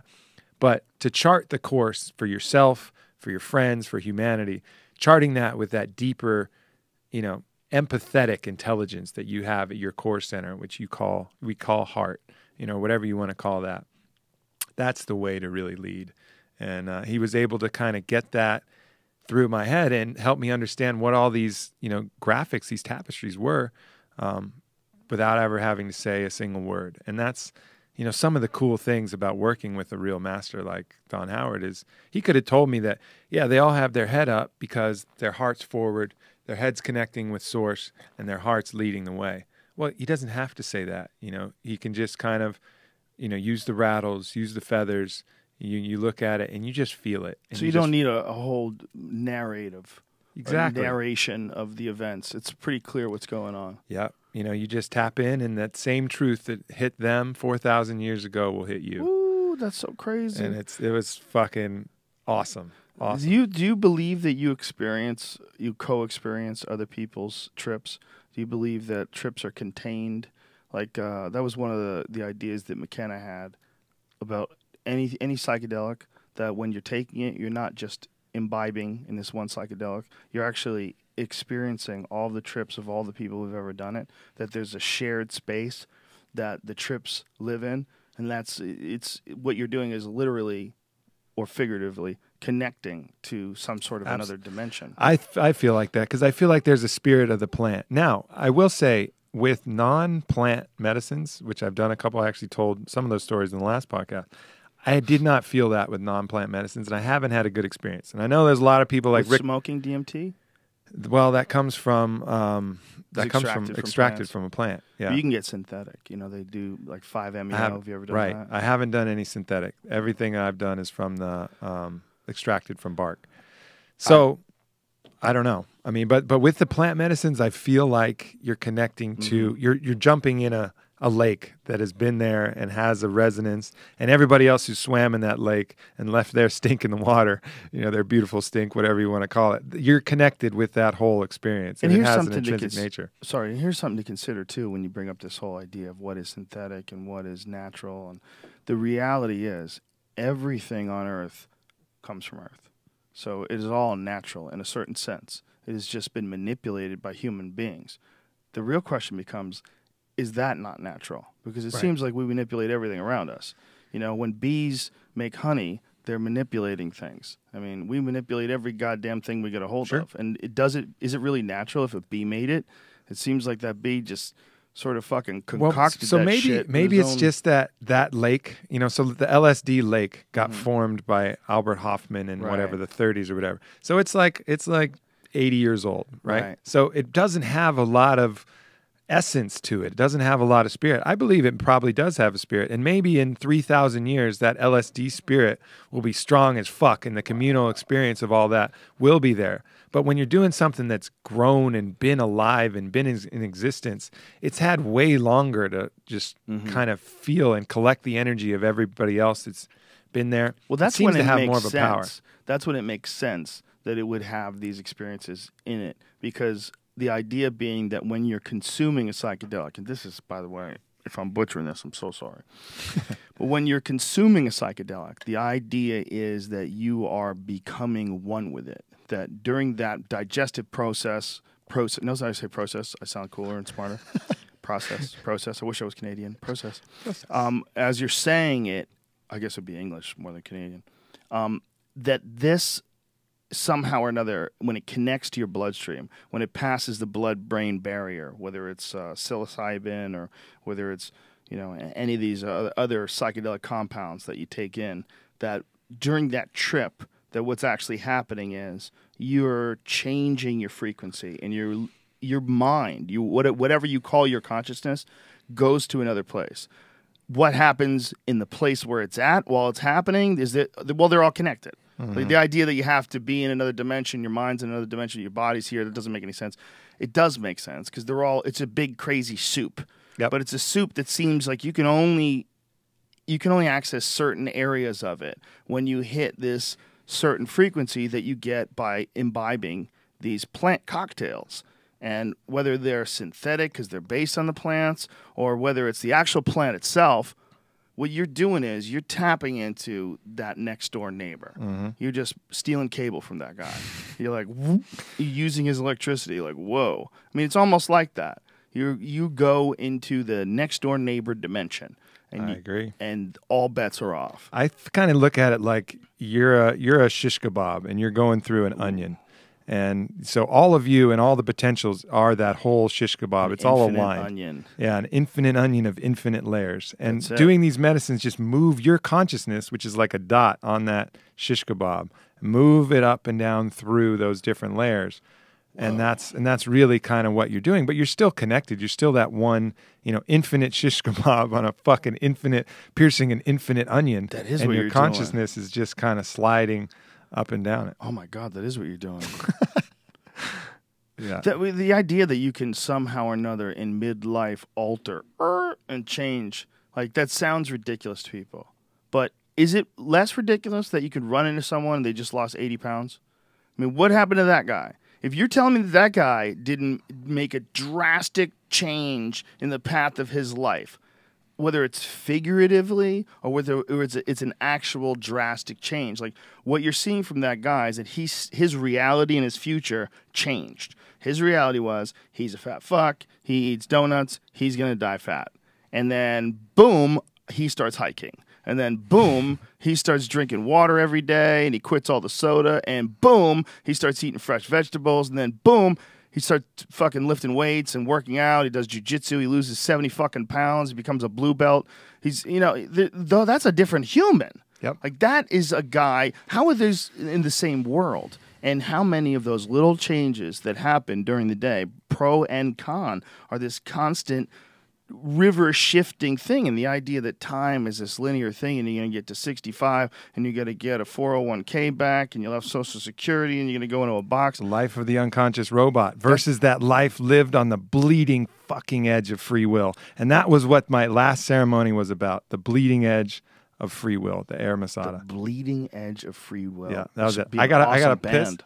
Yeah, go piss. That'd be the greatest name for a punk band ever. The bleeding edge of free will. And then we could solve the debate as who the number one fucking drummer of all time is, Jamie. That shit has erupted on Twitter. People are apparently very upset at the choices in drummers. People take their number one drummer of all time seriously. For folks asking, we're probably going to wind up doing one of those podcasts again that we did last night, the Fight Companion. While the UFC fights were going on, we got drunk. And me, Brendan Shaw, Brian Callen, and Aubrey watched the fights and just talked. It was one of the most fun podcasts ever. It was awesome because it was a podcast plus awesome fights. It was a combination because it really did flow like a podcast. It's like subjects came up. We talked shit to each other. Brian gave out some disinformation. It was totally like a regular podcast. And on top of it, there were awesome fights going on.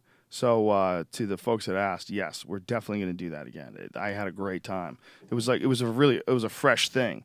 And it made me think, man, I might like doing that more than I like doing the UFC. I don't want to say it, but it might have been better because I could talk shit and be completely free with my language. We're talking about the fight podcast last night. Fun. It was one of the most fun fight watching events ever because we got to just talk, hang out, have fun, laugh, joke. Brendan Schaub told us all the various ways in which he's shit himself. Do you want to shit yourself? No. This is how you shit yourself. I fucking love that dude. He's funny, man. He says some funny shit. He cracks me up. He's a nice fucking guy too, man. It's a real pleasure when you meet someone, and the more you know them, the more they constantly surprise and delight you with what they have to say. Schaub is awesome. He's aces in my book. He's a funny guy. A lot of people give him a hard time because he's real confident, Yeah. But guess what? He's a goddamn professional mixed martial arts fighter. If he wasn't that arrogant and confident, he would be, I would really be suggesting he try something different. Right. Like, this is not for you. You have to be a crazy person to do that job. And he knows it. And he's acting like a crazy person. It's just like there's certain versions of the crazy person that people don't like to see. They don't like to see the cocky, crazy person. But it's the authenticity of it that makes it real. I mean, cocky can be an act. It can be that I got a big old truck with big old tires because I have a little tiny dick kind of mentality, Is there anyone out there? I would think that if you have a big old truck and big old tires, girls would be like, come on, let me see that dick. Like you wanted to call as least attention to your dick as possible. You would want like an old Golf, a VW Golf. If you had a little dick, you just would not want to peacock it out so strong.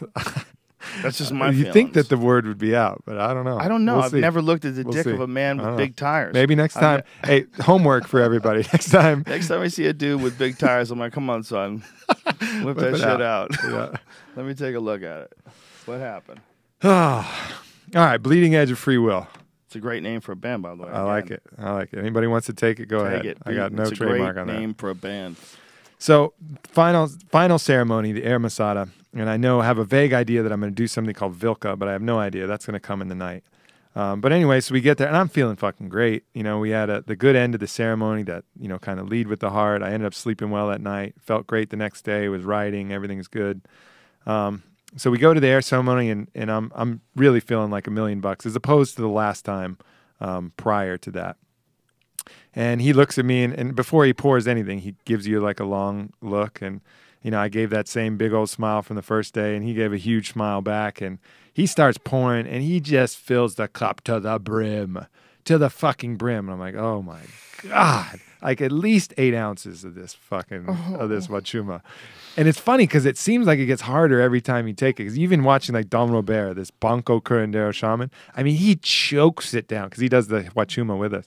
He chokes it down like, because your body is like, oh God, here we go again on this fucking crazy roller coaster into the cosmos. But anyways, I choke it down, and right away, like, the nausea's not there, and I'm just starting to feel good.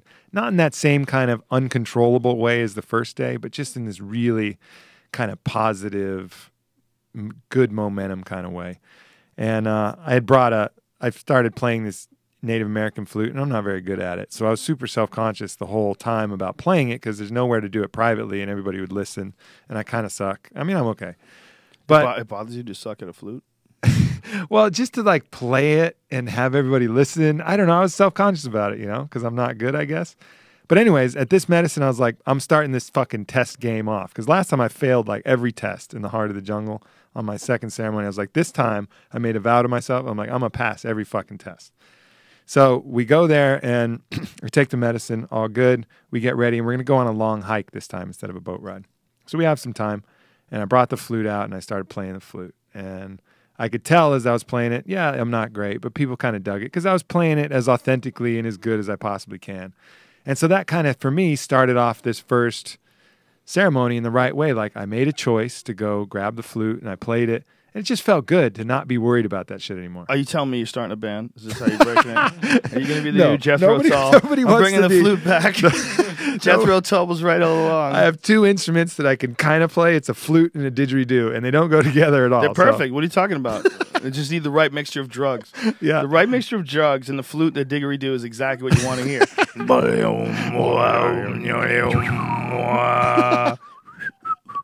Yeah, it's true. So the prerequisite for the whole audience will just be to be blasted on something. A Paul Revere type, one of those real patriotic from back when those are the only instruments they had, like that kind of a tune. And it would just highlight the absurdity of our dimension. Totally. All right. Well, I'll keep that in mind. Yeah. So don't be scared of the flute. So we start on this nature walk, and I kind of get the game that there's going to be tests presented, and you pass them, you feel good. You don't pass them, you feel like shit. So we're walking through. I'm already not stressed about the bugs. I got my, instead of this big shirt and all this crap all over me, I'm just kind of in a tank top. I got bug spray, and I'm not trying to be a fucking hero, but I'm way less stressed about it. And we're walking along, and we have this native guide along with us. And I see this really long black millipede. And then there's all this 100 spindly legs, all knuckly and writhing in this weird pattern. Normally, that would freak me the fuck out.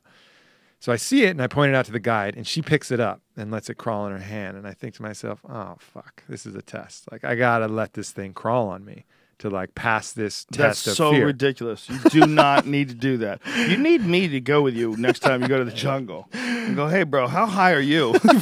You're about to let a fucking bug that you don't know anything about crawl on you because you think the universe has a test for you. You're in the bug's house. The only reason I thought it was safe is because this guy did it. But anyways, at that point... You're going deep with the woo-woo on this episode. Yeah, at that point, I had to let it crawl on me, and so I did. Yeah. I let it crawl on me. Did you ask any questions about its toxicity or? No, the guy didn't speak English, so she was just. Right. So, anyways, but it worked out. It fucking worked out. So I was good there, and I felt good after it. I was like, okay, I conquered that little fear, And then we had another chance to eat some cacao pods. And last time I passed on the cacao pods because I was worried, I hadn't washed my hands and blah, blah, blah. I was all worried about all this shit. Did you have like a Howie Mandel type thing? Like some sort well, of I kind of did. Thing? Yeah, like that was kind of like, that was me not trusting the mud. I was worried about the malaria. I was worried about the mosquitoes. I was worried about, so that was it. So on this third session, the cacao pod comes. I was like, all right, it's another fucking opportunity to just not be stressed and eat like all the rest of the people. So you dig your fingers in this kind of gooey, placenta-y fruit and then pull out this pod that's like kind of like an embryo. It's really weird. And popped it in my mouth, and it was great. It tasted delicious. I could kind of feel a little burst of energy from the cocoa. And I was like, all right, sweet. So I'm off to a good start. We're headed up to the altar, and I start to realize that life is just a series of these choices. And you can either let, fears that you've had prevent you from doing this, like Howie Mandel, like constantly living in a world where he's afraid of all kinds of shit, and that's making him choose this thing over this thing. Or you can kind of go the other way and choose not to be afraid of those things. Yeah, recognize when there is danger. I'm not saying don't recognize danger, but to separate the fear from danger, which will allow you a broader spectrum of choices, which will give you gifts of things like the ability to eat a cacao pod fresh out of the jungle when you're blasted on Wachuma, which is something I was afraid of doing the last time, but I wasn't afraid of this time. So what were you afraid of, like taking in a parasite or something? Yeah, something like that. Some kind of germs that are on my hand. I don't fucking Is that know. really common? Does that happen to a lot of people down there? Like, what are the? You hear stories, but I don't know what in relation to how many people go down there. Those stories. I don't know the statistics, and obviously there's some risk, but there's also, tons of people who are going through, a bunch of people in our group that did it and were fine, a bunch of people who go down there all the time and do it and they're fine. It's not like if a lot of people were getting sick from that, they'd cut that out of the program. Yeah, that's what I'm saying. It's like people worry about it and they worry about malaria. Like, maybe, yeah, but do you know how many fucking people are going down there? Yeah. There's a lot of goddamn people going down there on a regular. Justin Wren. He is the UFC fighter that went down there. You guys sent him a bunch of stuff. He's into Alpha Brain, and he's the one who's got that Fight for the Forgotten charity for the people of the Congo. And he got crazy sick down there. He got some sort of horrible In the Congo? jungle bug, yeah. Yeah. Typhoid fever or something like that, something nutty like that. Dengue fever or something. Whatever, yeah, it might have been that. Whatever it was, like he was on death's door. Like, really fucked him up. You got to be careful. And some places are worse than others. Peru is in that kind of, that still happens, but it's still pretty benign. And especially in this area. That's a scary thing. When you're around a bug that can kill people, like a flu that, is just it feels like a flu that's so much more powerful than anything you experienced before. You're like, oh shit, I might not get out of this one. That's what I was terrified of. And that's what was the resistance that almost prevented me from having what I will credit as the greatest week of my life. Wow. It almost stopped me from doing that. And obviously it's a week out and I'm healthy as fuck. And, I made, I assuredly the absolute right choice and it worked out. But again, so that was kind of the message, that you just have a bunch of these choices, and accurately assessing danger versus your fears and everything that you pile on top is the key. So we're approaching like the place we're going to do the afternoon, landing spot, which is this kind of sky deck overlooking the jungle. And I wanted to take my shoes off as I walked up there, so I just fucking did it. I took my shoes off, didn't worry about the mosquitoes. And that felt great, just feeling the grass and the mud on my feet. It was a short walk, so there wasn't any crazy shit going on in the brush or anything I had to worry about. We get up there, and I go to lie down, and I had taken the most Wachuma I had taken at any point ever. So I'm more blasted than I have been the whole trip because I got 8 ounces instead of 6. And I go to lie down, and I'm pondering this idea of choice a lot and fears and, feeling pretty good because everything that's happened, I was past these tests. And I see this little ant crawling towards me to my right-hand side. And I look, and I go, oh, fuck, there's an ant coming. And so I totally broke my train of thought, stood straight up, and then I looked back at that ant, and I just realized, holy shit, I just let that little fucking ant have the power over me to make me sit up, lose my train of consciousness, and completely move on his behalf. And it wasn't like a deadly poisonous ant. It was just an ant.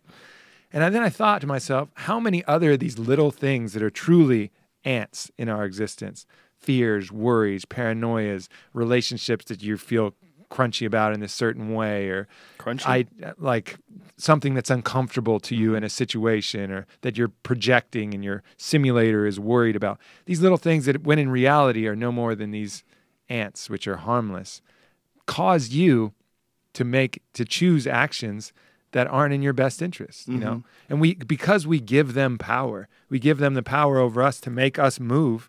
They do have power. Well, I think it's what we were discussing before that it relates to this, is that you truly can't appreciate your freedom unless you're in some sort of a struggle to maintain it.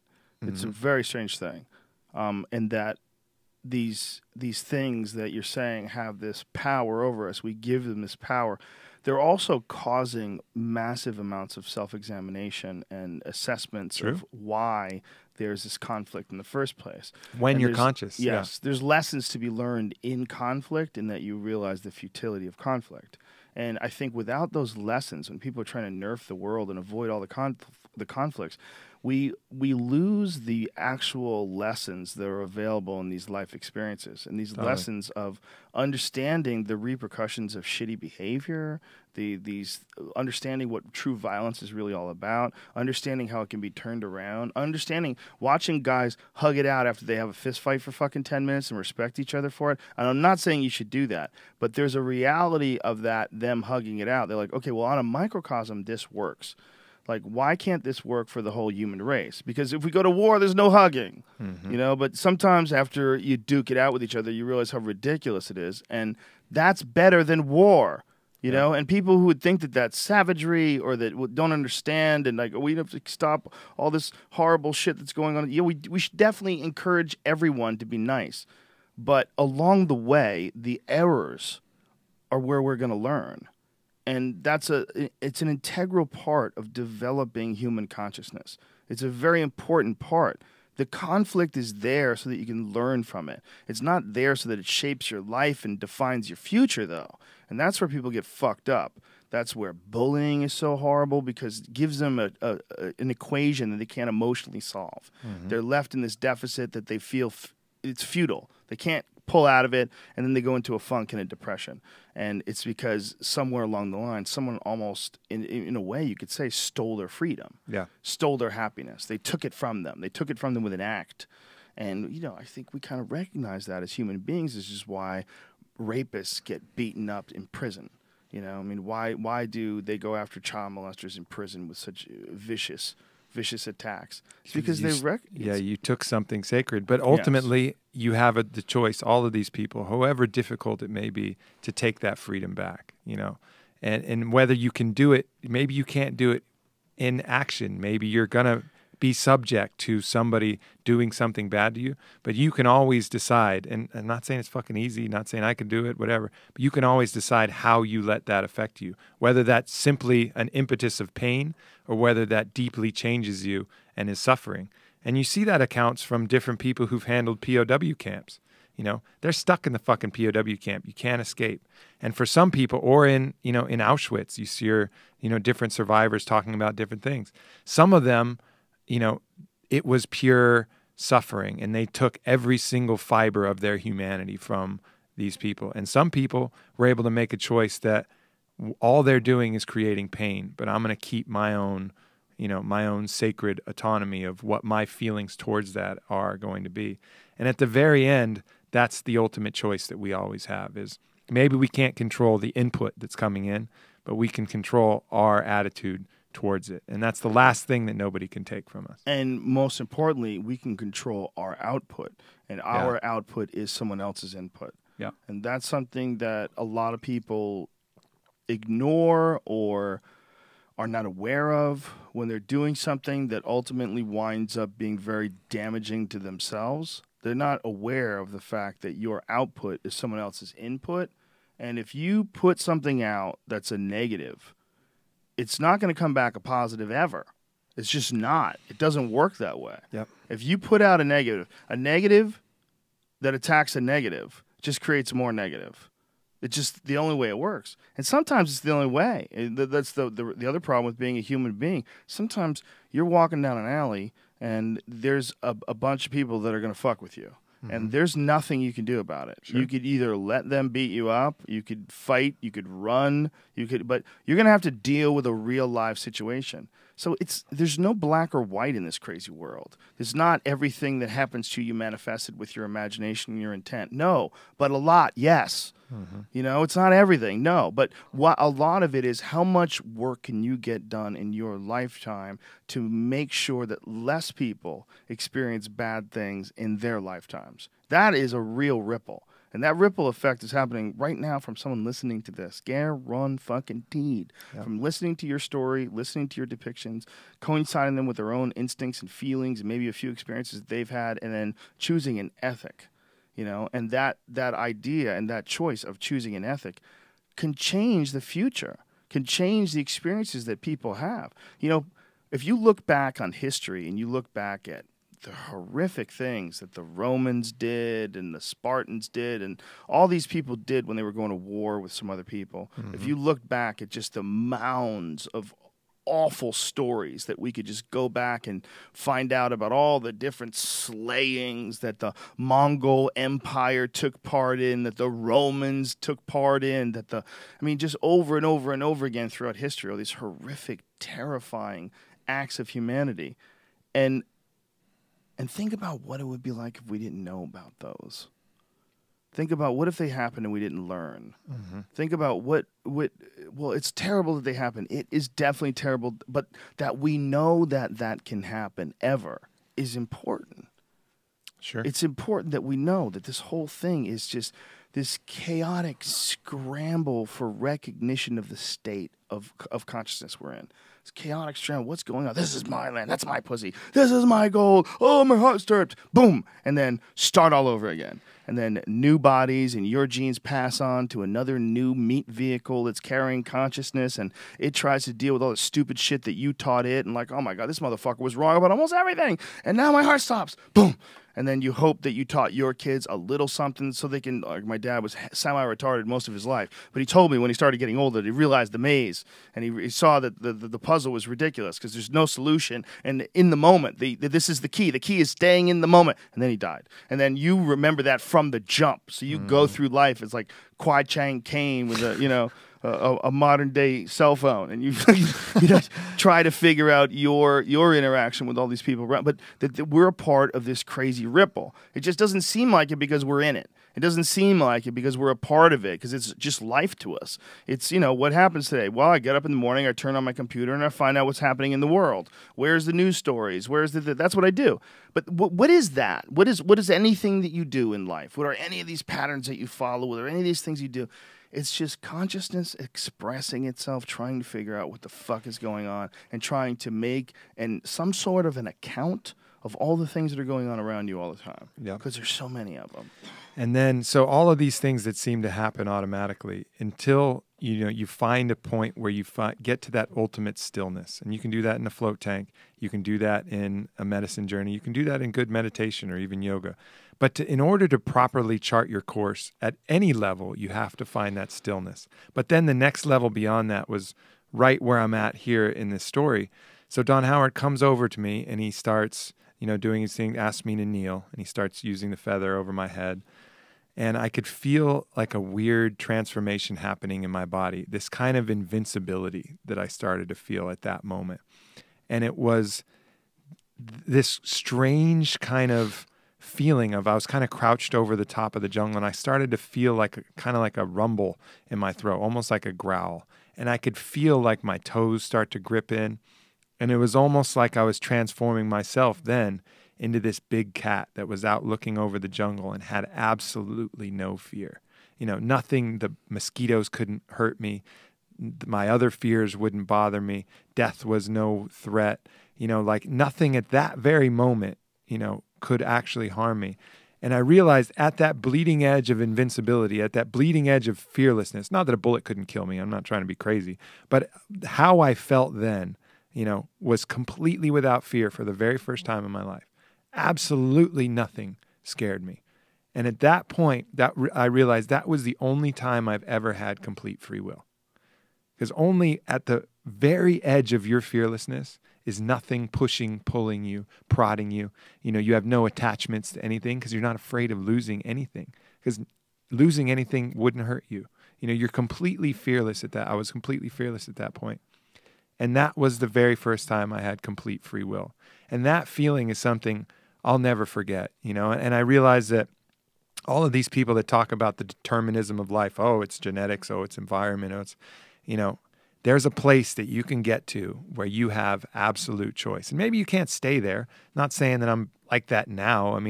But I can remember that fucking place. And I can remember being completely 100% fearless and knowing that I could choose anything I wanted in my life. And it would be my authentic choice, not pushed or prodded by any other factor. And that was perhaps the greatest gift I've ever gotten in my life. And one of the reasons why this trip was maybe the best thing I've ever done. That's some deep shit, son. Yeah. I'm taking it all in right now. That's some deep shit. Indeed. That conversation is very puzzling to me. And I've heard people, some people say that it's very simple. It's very simple. Free will just doesn't exist. It's very simple. It can be proven. It can be proven by tests. Well, then how come you decided to go on a diet? Like, what happened there? And I know this is a retarded version of the actual events, and I know that they're scientifically proved in some form or fashion that your decisions are decided for you before you ever decide them. Not buying it. Okay, nope. I don't know how the fuck you know when someone decided it. A part of their brain was lit up or an impulse, and that represents consciousness to 100% extent, that that's not the origin of the very thought itself, that it comes and ripples and affects different states of the mind at different times in the decision. Like, are you absolutely sure? I do not believe that the data is like that conclusive yet. And from what I experienced, I can fucking tell you with surety, I would put anything on the line that is fucking nonsense. By the way, I have no idea what I'm talking about. Know nothing about neuroscience. So everything I say, they're saying that 6 seconds. They're saying that 6 seconds before a choice, 6 seconds before a choice, something triggers in the brain. But how is that possible? If there's some choices that you make immediately, they're less than 6 seconds. Yeah, it doesn't make any sense. Do you want to eat shit? No. What is that? Is that free will? Yeah. No, there's no free will. Come on, son. From what I experienced, there is fucking free will. And robbing people of that, robbing is one of the things that are the most detrimental. I think it's a semantics argument, because I think the idea of, is there completely free will? Well, then what is it? What are you saying when you're saying free will? I mean, are you free of emotional baggage? Are you free of memory? Are you free of genetic memory, fears, all sorts of phobias that may or may not have been passed down through your fucking DNA and you don't even know why you're crazy about them? Are you free of all that? No, man, not necessarily. But can you decide, you know what, fuck this, man. I don't like this shit. I need to get my fucking life in order. Can you make a choice? Write something down, make a choice. What is that? If that's not free will, I don't understand it. I don't understand your argument. I can understand what you're saying about there's some things going on in the brain that determine decisions before the person believes they decided, before they actually have consciously realized they decided. But isn't that like how a decision works? I mean, obviously, and I keep qualifying this, but I am almost retarded. But if you're having this sort of conversation about anything else other than the human mind, like if it was about a computer program, it'd be pretty traceable. You'd be able to trace the code. You'd be able to see where the sequence takes place, where's the variation, what's going on, where you could watch this deviation or this path. But with a human mind, like, god damn, there's a lot going on in being a person and making decisions, changing your mind. What's changing your mind? The thing that these neuroscientists are failing to recognize is there is a human mind. And by the way, that's a meme. The thing these neuroscientists are failing to recognize, that'll be a meme. Well, I think maybe some of them do, but I firmly believe, and I've experienced this, that there is the mind, and then there's another thing called consciousness. And that consciousness, it works through the mind and it's interconnected with it, but it isn't just the mind. And it's the consciousness aspect of you where the free will resides. So the neurologists, neuroscientists may be able to prove via the mind all of these different facts, but the consciousness is ineffable. I have a similar, not subject to tests. I have a similar take on it, but slightly different, in that I do believe that the issue might be in just labeling it something with these feeble human words. Sure. I think that might be the issue in calling something consciousness at all. I think whatever it is that you experience in the psychedelic state, you're not qualified to describe, and you're not qualified to cast a judgment on what revelations that your little puny mind makes when you're over there, because you're in the face of something that's so impossible to believe, so impossible for the imagination to conjure up, that it defies all your silly little words. So when you start saying things like, we start using consciousness in a sense that we use it to sort of lay down a scaffolding of ideas so I can understand what you're talking about. But I don't know what that means. And I don't think anybody does. That's why someone who's been doing it for 50 years isn't going to try and tell you. Exactly. They just have to show you. Yeah, they don't need to this is consciousness, but this is the soul. Hey, man, I'm not sure you're right. You know, I think the whole thing might be together. Yeah. That we have these ideas of labor. This is the human brain. And guess what? The human brain is touching the whole thing. The human brain directly touches the center of the fucking universe. Do you know why? Because there's no empty space. Even in a vacuum, there's stuff out there. There's dark matter. There's fucking air on Earth. There's a direct connection between something, some atom, some object, some physical, some gas, something connects everything. This idea of space is a really relative concept. And if you really look at it, no. You're at the bottom of the universe, which is an ocean.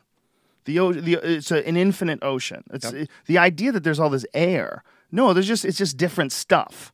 Like it's still all connected. The whole thing is a big soup. The whole thing, and you don't get away from the big soup. The ecstasy of dichotomy. Yeah, I mean, there's whatever that means. Gaps in the cheese here and there, but ultimately, it's all connected. It's all connected. Spiraled like I mean, look, you can look at a fucking sponge and you could say, is that thing connected? Well, I mean, so there's a lot of holes in it. Yeah, this is it's connected. There's a beginning and an end. Shut up, stupid. You get it wet, the whole thing's getting wet. It's fucking connected. It doesn't matter any holes are in there. That's you and the universe. That's you and the universe are like a fucking sponge. Like, you're not getting away with anything. Your brain, your consciousness, your mind, they're all the same thing. It's all the universe. We just have compartmentalized our biology in these very specific ways in our attempt to understand what the fuck is going on as we wake up at the front wheel of this spaceship as it hurls into the sky. Like, what is it? Okay, this is the brain. Agreed? Okay, it's all the brain. The brain is independent of the spinal cord, and when the spinal cord is severed, the brain can no longer communicate. Agreed, agreed. And we figure out how this little biological creature works. Well, this creature is just a reacting part of the soup of the universe, slowly getting to try to understand itself during this very brief, finite, and obscure existence. It's a part of the infinity. And it's all just popping off while you're trying to figure it out as it's happening. That's us, man. Indeed, indeed. Well, I want to tell the story of the Vilka, because that's the final. This is the that's DMT the final snuff. thing. This is the DMT snuff. So we you leave do the thing. 3 days of the other. Yep. So shit. this is the same night. So I leave the temple. I felt myself feeling like a big cat, and that feeling of fearlessness, bleeding edge of free will, that experience go down. I'm feeling just fucking amazing at this point. I'm like, wow, this is awesome. But I know we're going to do the Vilka, and the way Don Howard described it is, he says, tonight we get a chance to go home. And he just said it just like that. And he didn't need to say much more than that, but you knew that it's like, if you do it right, you go home. Whoa. And I was like, whoa, all right. And at this point, I had just such immense faith in what he was doing that I was like, all right, this is going to be pretty significant. So walking into the hut, I put into practice what I'd learned up there. And usually on the way to the hut, I was like someone, scurrying from one foxhole to the other because I was worried about mosquitoes. But I was like, I'm going to just walk into this fucking hut at my pace when I want to. I'm not going to let the mosquitoes bother me. And little choices like that were already ways that I was putting into practice this knowledge that I got, which is why I love the Wachuma so much. So I take my time, walk into the hut, take a seat, and he brings out the snuff tray and the snuff tube, basically. But the snuff tube is not just a normal snuff tube. It's a 4,000-year-old, what looks like a human metatarsal bone, like a bone from the knuckle bone from your foot, that's hollowed down the center, that the Chavin people themselves had used to snuff the Vilka some 3,500 years ago. And the tray itself that held the Vilka was 3,500 years old, used for exactly that purpose. And he smiles to us and he says, now, this thing is used. It's not new. And he just kind of smiles and we chuckle a little bit. And still, at the very edge of doing this most intense DMT experience, he's got a little chuckle and a laugh. And that was one of the beautiful things of this. So anyways, this guy goes before me and he's, kind of struggling with it and having a challenging time. And he finally gets some down. And then after you do it, you're supposed to go to your room. And how do they get it up your nose? So you put I'll tell it when I'm going. So I hop up there and I look at it and it's hollowed straight down the middle. I don't know how they did this without a drill, but it's like this, I guess they had something they just twisted until they went through. Probably like when they start a fire, yeah, totally. They take a stick. So it's like a knuckle bone, but it's longer and it's hollowed straight down the center of it. And so you put the knuckle in your nose, one knuckle in your nose, and then the other knuckle has been cut off in a certain way that it lays flat in the tray. And then it's this bunch of brown powder that's all in there. And you basically just, in one nostril, and then in the other nostril, as hard as you can go. Whoa. And so he gets up there and he gives it to me. I put it in my, I got a big nose, so that helped out, I think. So I stick the knuckle in my nose and I just take a rip in one nostril, take a huge rip in the other nostril. And at that point, it burned like hell. But more than that, it felt like, you ever watched the old Highlander when he cut someone's head off? Yeah. And he was like absorbing the soul of a vanquished foe? Yeah. It was like the most incredible power like coursing through me. I was like, ah!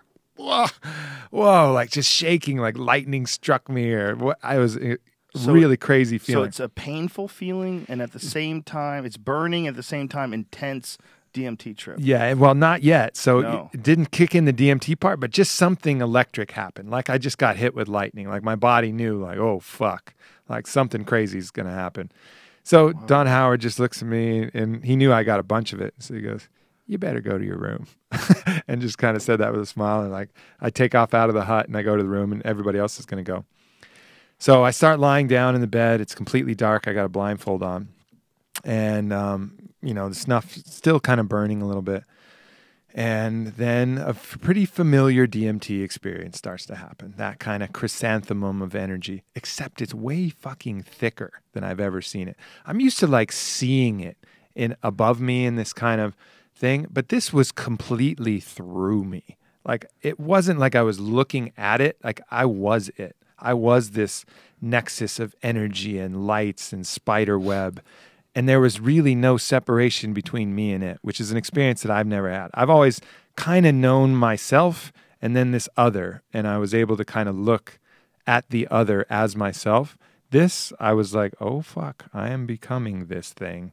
I am not really myself anymore, except occasionally things would happen to my body. I'd be like, okay, body's still there, but it was in this weird, like it was in another room or something like that. So that happens, and I kind of pass through that section, and then I find myself in this, that whole nexus of light, the chrysanthemum, whatever, that DMT thing is gone. And I find myself in this room with a bunch of different spirits. And one is like this hairy hippopotamus-looking frog man with a staff.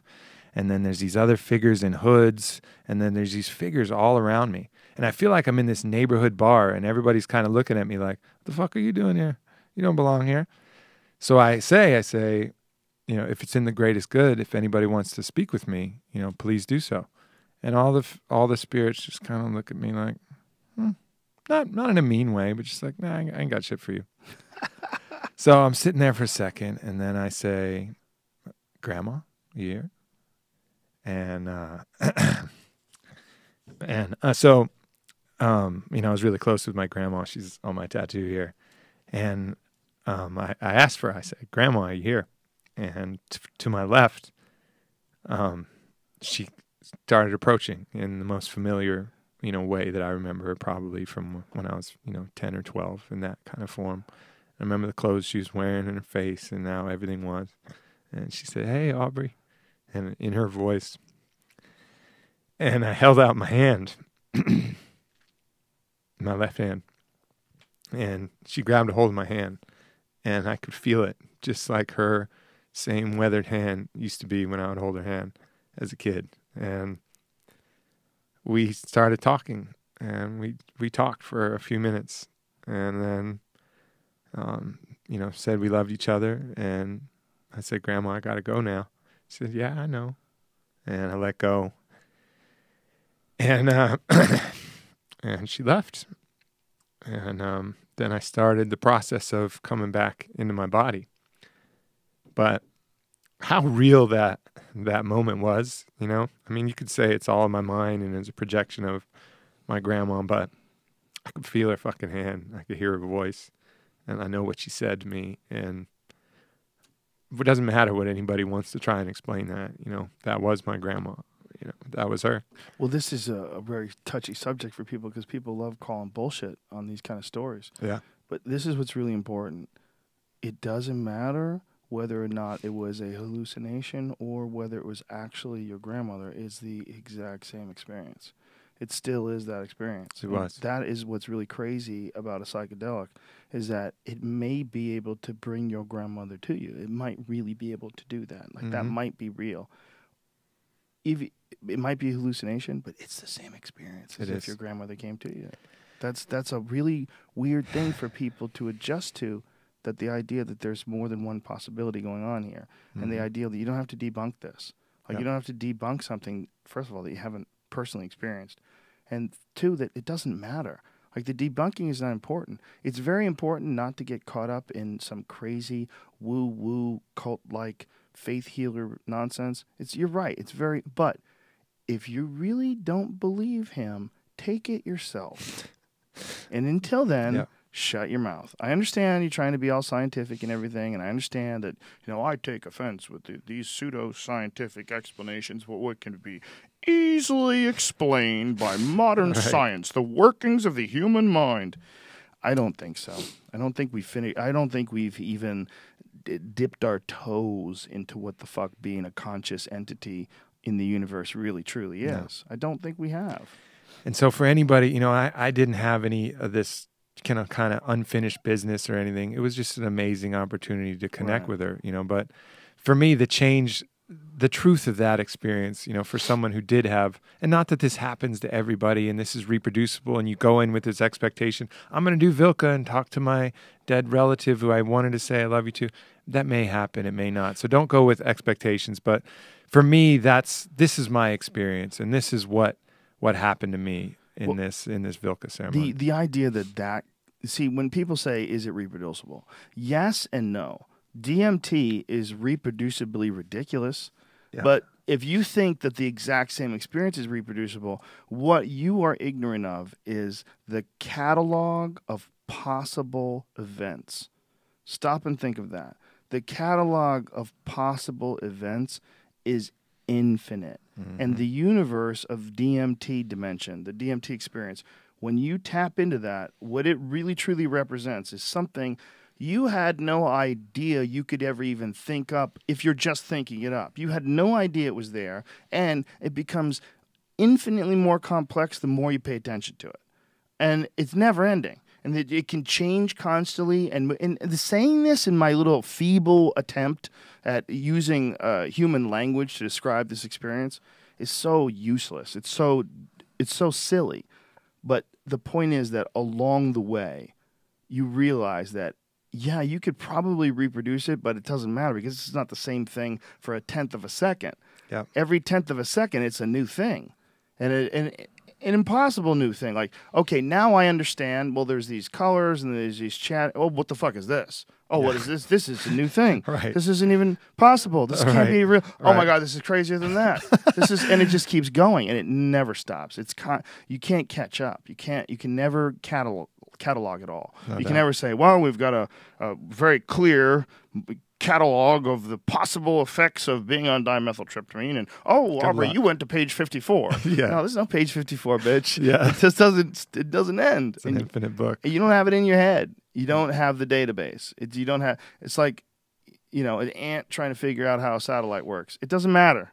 It's just fucking, it's so out of your world. Just if it falls out of the sky and hits you in the head, it's the only time you should ever worry about it. Until then, carry on. Totally. You're not ready. And so the cool part, with the smoking of the DMT, it's kind of this in and out.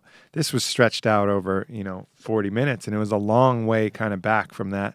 You could maybe call that the peak. A lot of other things happen. And one of the things that I have going on in these psychedelic experiences is I have kind of like a recorder almost. It's like a shred of consciousness consciousness is another weird word to use, but a shred of mental capacity that I keep open to record this and store this information. One of the reasons why I can tell these stories. I remember as I was coming back from that place, I could feel that thing. It was like almost like knowing that these microphones are on or something. You just have an awareness that it's on. And I remember consciously being like, I got to shut this off now. And so for the first time in any of these psychedelic experiences, there's a good period that I don't even recall and I couldn't even talk about here. But what I can recall is as I was coming back even closer, I could see a lot of these attachments onto my body as I was kind of from a bird's eye view. Different things, different relationships, different other things that had, attachments to this form or attachments to this idea or attachments to that. And I just was able to just clear them all away. Just kind of move through with my breath and my hand and just kind of cut all these little hooks that were in my body. And then just found myself coming back in and just marveling at the magic of this machine that we have, like hands that could squeeze. Mine. Yeah, yeah, exactly. You got hands and a tongue that you could move around. I remember moving around my tongue, toes that wiggle. Yeah. And in that process, I remember I started singing like an ikaro, like a little song, like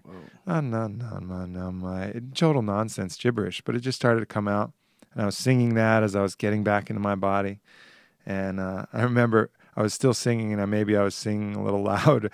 And I saw this vision of this woman in this kind of crystally gown comes up, and she smiles at me and then puts her finger to my lips like, whoa. Hey, shush. That's a great way when you're tripping. Yeah. So did you want to talk to her more? No, she was just there to tell me to shush. So I was like, okay, I'll shush now. It's always a chick. Yeah. Again, it's the yin and yang. Yeah. The Alfalfa had a fucking shitty group of friends. That He-Man Woman Haters Club in Little Rascals, it's terrible. Bullshit. You don't want to be there. No. You don't want to be in the He-Man Woman Haters Club. We could all get along. The women Oh, gotta yeah. stop shushing us. This is how the hut got built, bitch. Yeah. I'm excitable. So I get back in my body, and then I walk back into the hut. I was one of the first to do the snuff, so I was one of the first back. And I sat, and he asked me to sit in his chair and look at the altar. And I remember just looking at the altar and just kind of merging with the center of the altar, and realizing that the core of my center, that principle of non-duality that you talked about, touching every part of the universe, the core of my being really started to merge with the core of the non-zone in the middle. And I just felt unbelievably connected with the entire universe at that point, realizing that within me is that same connection as within that.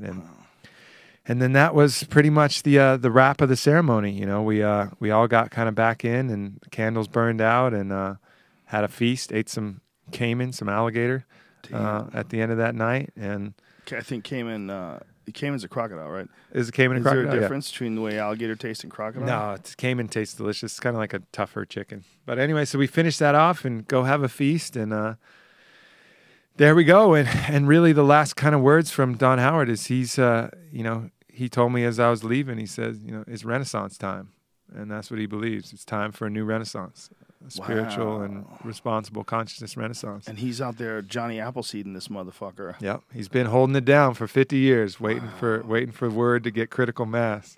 You think it's out there? Do you think it's critical mass now? No, it's getting there though. What do you experience? What's the difference in your life since you feel like you've been exposed to these ideas? So now at this point, I have the roadmap back anytime I get in a weird situation. I'm not immune to fears, and I'm not immune to worries and concerns, but now I can see them, and I can choose, and I can almost say, okay, I recognize you, I see you coming, but I also remember a truth so much deeper that I felt. And while you may pester me for a moment, I'm going to find my way back to that eventually, because I felt it, I saw it, I chose to be that way. And for me, because of how active this whole ceremony was, knowing my way back to that feeling of fearlessness, knowing my way back to that connection with the center of the universe and the lessons about reciprocity and all of these things, I just have the fucking roadmap to find my way out of any kind of maze or worry or concern or situation.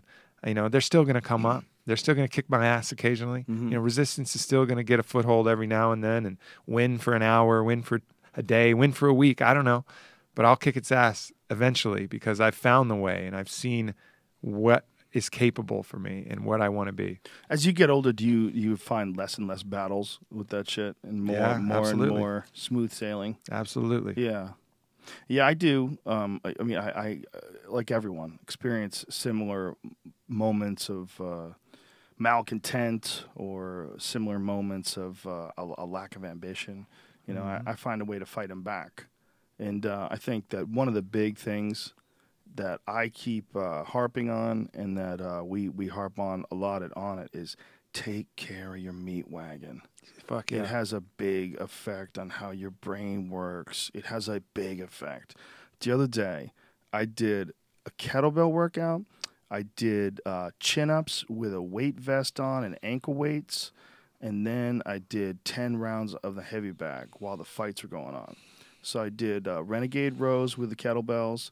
I did alternating cleans. I did clean presses. And then I did these weighted chin-ups. And then I just had a ruthless, savage bag workout. And after all that shit was done, you couldn't bother me. No. It's not possible. Yeah. Anything you would say, I would find curious. Like, you could be like, you fucking douchebag. And you could say something totally mean to me. And I'd be like, well, you got an issue. I don't know what it is, but I'm not really interested. I got to go. See ya.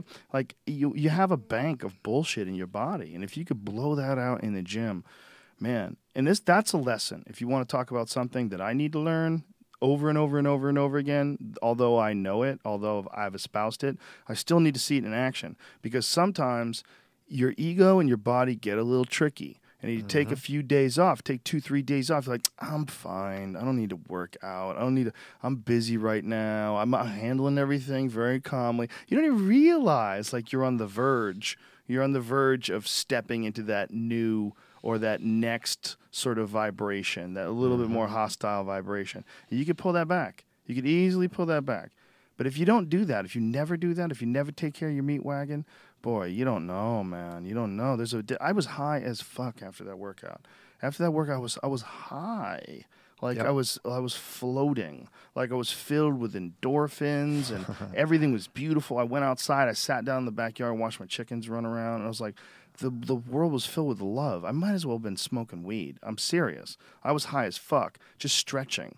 You know, I mean, it's got to be similar to like psychedelic effects of yoga when you're just Absolutely. completely stressed, relieved, and then stretching out and just taking in nature. It was gorgeous. It was beautiful. It's just like a drug, man. And people who don't exercise that option, just do it. It's not about. It's not. A lot of people worry that it's about the way you look and it's about vanity. And they don't want to be misconstrued as being vain, or they don't want to compete. They don't want to acknowledge the fact that being physically attractive or sexually attractive is beneficial, because then it'll hold weight over them, and then they'll judge themselves on not chasing after that. So they sort of take pride in being a fat fuck, or joke around about being lazy. And some of those people are my favorite human beings on the planet, but the reality of it is, if you took better care of your meat wagon, you'd have a funner ride. Fuck yeah. Your shocks would be better. Your system would run smoother. You get better miles to the gallon. It doesn't fucking break down the highways much. It's a completely different experience. Just force yourself. At the bare minimum, do enough to keep your body out of pain. Do some yoga. And- It's yeah. not hard. I mean, it is hard, but it's not hard to find a place to do it. It's not hard to find a video online. Just do that. Try it, please. Get out of pain, then get out of fear, and then you have a chance to connect to that, that other, whatever that other is. But the first steps, you got to take care of the base root. You got to get your body right. Anthony Bourdain started doing jiu-jitsu at 57 years old. Nice, good for him. His wife and kid got him into jiu-jitsu because his kid is 5 and his kid's like really getting into jiu-jitsu. So he's like, holy shit. I guess his kid is older than 5 now, but close, somewhere in that range. His kid's really getting into jiu-jitsu. And his wife is quite a badass. Like, she's like really obsessed with it. She trains daily. And so now he's fucking training. There's all these pictures of him training. He's got a stripe on his white belt. He's doing arm bars and shit. His cardio's improved. And Octavia Bourdain, I don't know what the source of it is, like where you can find it online, but if you Google it, she wrote an article about Anthony Bourdain getting into shape and doing jiu-jitsu. And It's awesome. It's a fascinating article. First of all, she's a really fucking good writer. I mean, I always knew she was smart. She's very interesting, but I didn't know how good her writing is. It's very interesting. It's like, I really like it. It's a great style. It's an enviable style of writing. Like whoa, she's got some skills.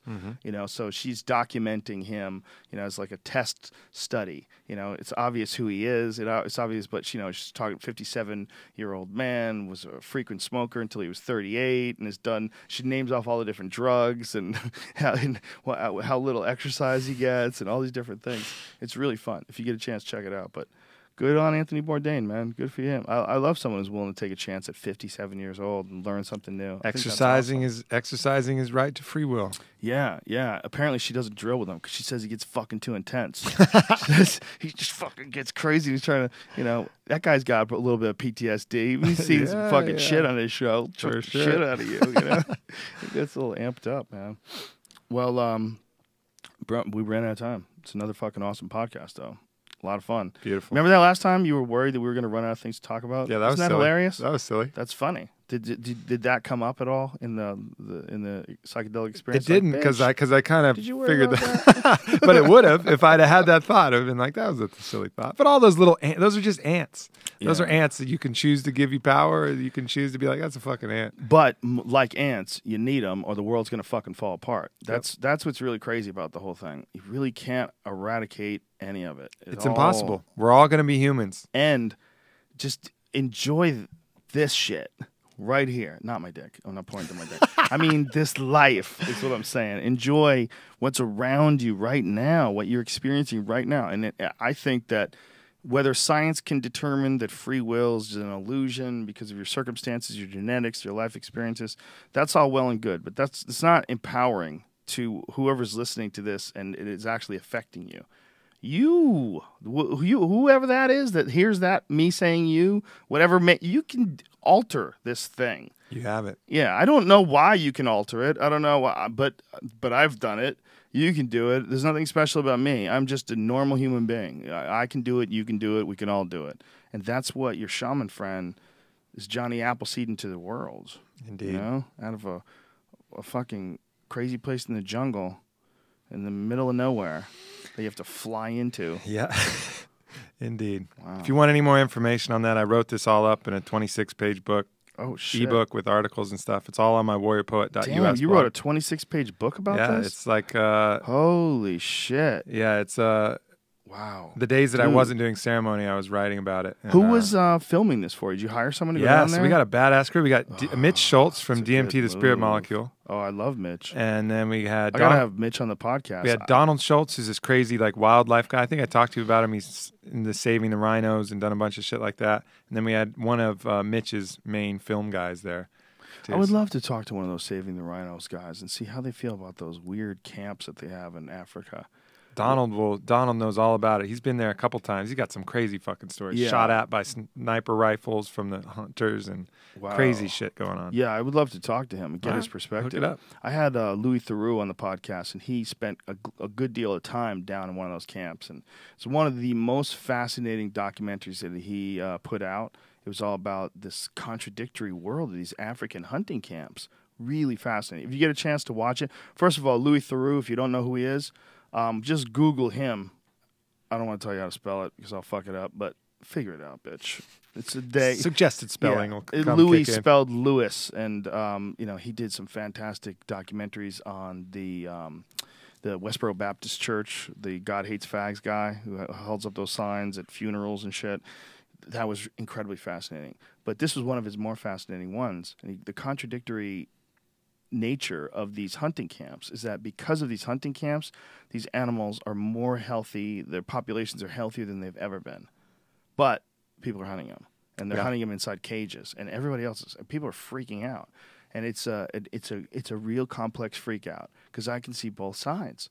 I can see the sides of the people that are running the hunting camp because they are in fact making these animals safer, giving them a value, and then also the money spent is making sure that their populations will stay steady and strong. Mm-hmm. But they're going to be hunted. You see, that's crazy. You're fencing them in, and then dudes are coming in from out of state with one reason: to shoot these fucking animals. Yep. But that's where you get the money to keep the animals alive. Like, woo! That is the universe in a fucking nutshell. Donald grew up in South Africa, so when he, if he comes on or whatever, you have a conversation with him, he's got a lot of opinions on that. I won't steal his thunder, but I need to hear them. I would love to hear them. Yeah, for sure. The Louis Theroux documentary was goddamn incredible.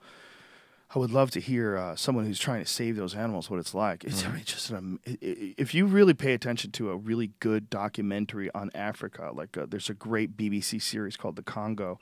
The diversity of life there is so stunning that it's almost like you're watching something that's a window in a forgotten time when these animals existed, because they don't seem like they should exist. They seem so fantastic and almost mythical, like these shoebill birds, these gigantic birds with this enormous long beak thing that looks like a giant, like a canoe coming out of its face, and it's like 5 feet tall, and it's prehistoric, and there's fish that climb out of the water and walk till they get to the next pond and dive in. There's antelopes that have evolved to swim underwater and eat fish.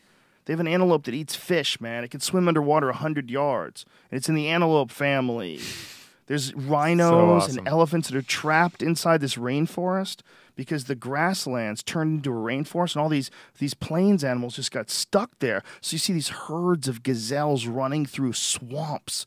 It's madness. I mean, Africa is fucking incredible. And that somehow or another those animals are in jeopardy. That the gorillas that come down off the mountains, you see them walk through these little dirt roads, walk across these dirt roads in a family, and the male gorillas looking out. They're wild. These are wild gorillas. Today in 2014, like, we have to do something to save those fucking things. I mean, I don't necessarily think it's keep them in fences and shoot arrows at them either. I mean, I think this is a crazy thing. Like, you have the most incredible diversity of life, of exotic life in the world, all coming from the place where human life apparently was originated. And when people are conscious, they'll want to enjoy those things because it's part of the fucking magic of this crazy blue rock that we're on, you know? It is. And as soon as SeaWorld gets shut down, the next thing is zoos. Take your kids to the zoo now. Get in there while you can. Get in there while you can. There won't be zoos in the future, folks. We're going to realize how gross that is. All right, ladies and gentlemen, this has been fun. It's always fun. We appreciate very much all the love that we get at Twitter or at comedy shows. It's just the vibe that we're all riding on. You know, and like we said, there's hiccups along the way. There's blots of negativity. But there's lessons to be learned in all of those things, for me, for you, for all of us. And I think one of the most important things about having these kind of conversations, you get to highlight these things, and we all get to think of these things together, and we all get to acknowledge that these are, you know, we're all experiencing life in this weird, strange, figure it out as you go along style, you know. And don't be too harsh on people, bitches. Get it together. Try to be nice. Be good to your brothers and sisters and the earth. To your brothers and sisters and the earth. And on that note, thank you to LegalZoom. Go to LegalZoom.com. Use the code word Rogan in the referral box and save yourself some money. And thanks also to Onnit.com. Go to ONNIT. Use the code word Rogan and save 10% off any and all supplements. We got a podcast-filled week, ladies and gentlemen, including Late Night, episode 500. It will take place Tuesday night at 9 p.m. with the great Doug Stanhope and the great Tom Rhodes. Oh, good googly moogly. Maybe, possibly, the greatest drunk podcast of all will be this Tuesday night. And you have to look forward to that. All right. We love you. Much love, Take care. everybody. Big kiss. Peace. Mwah.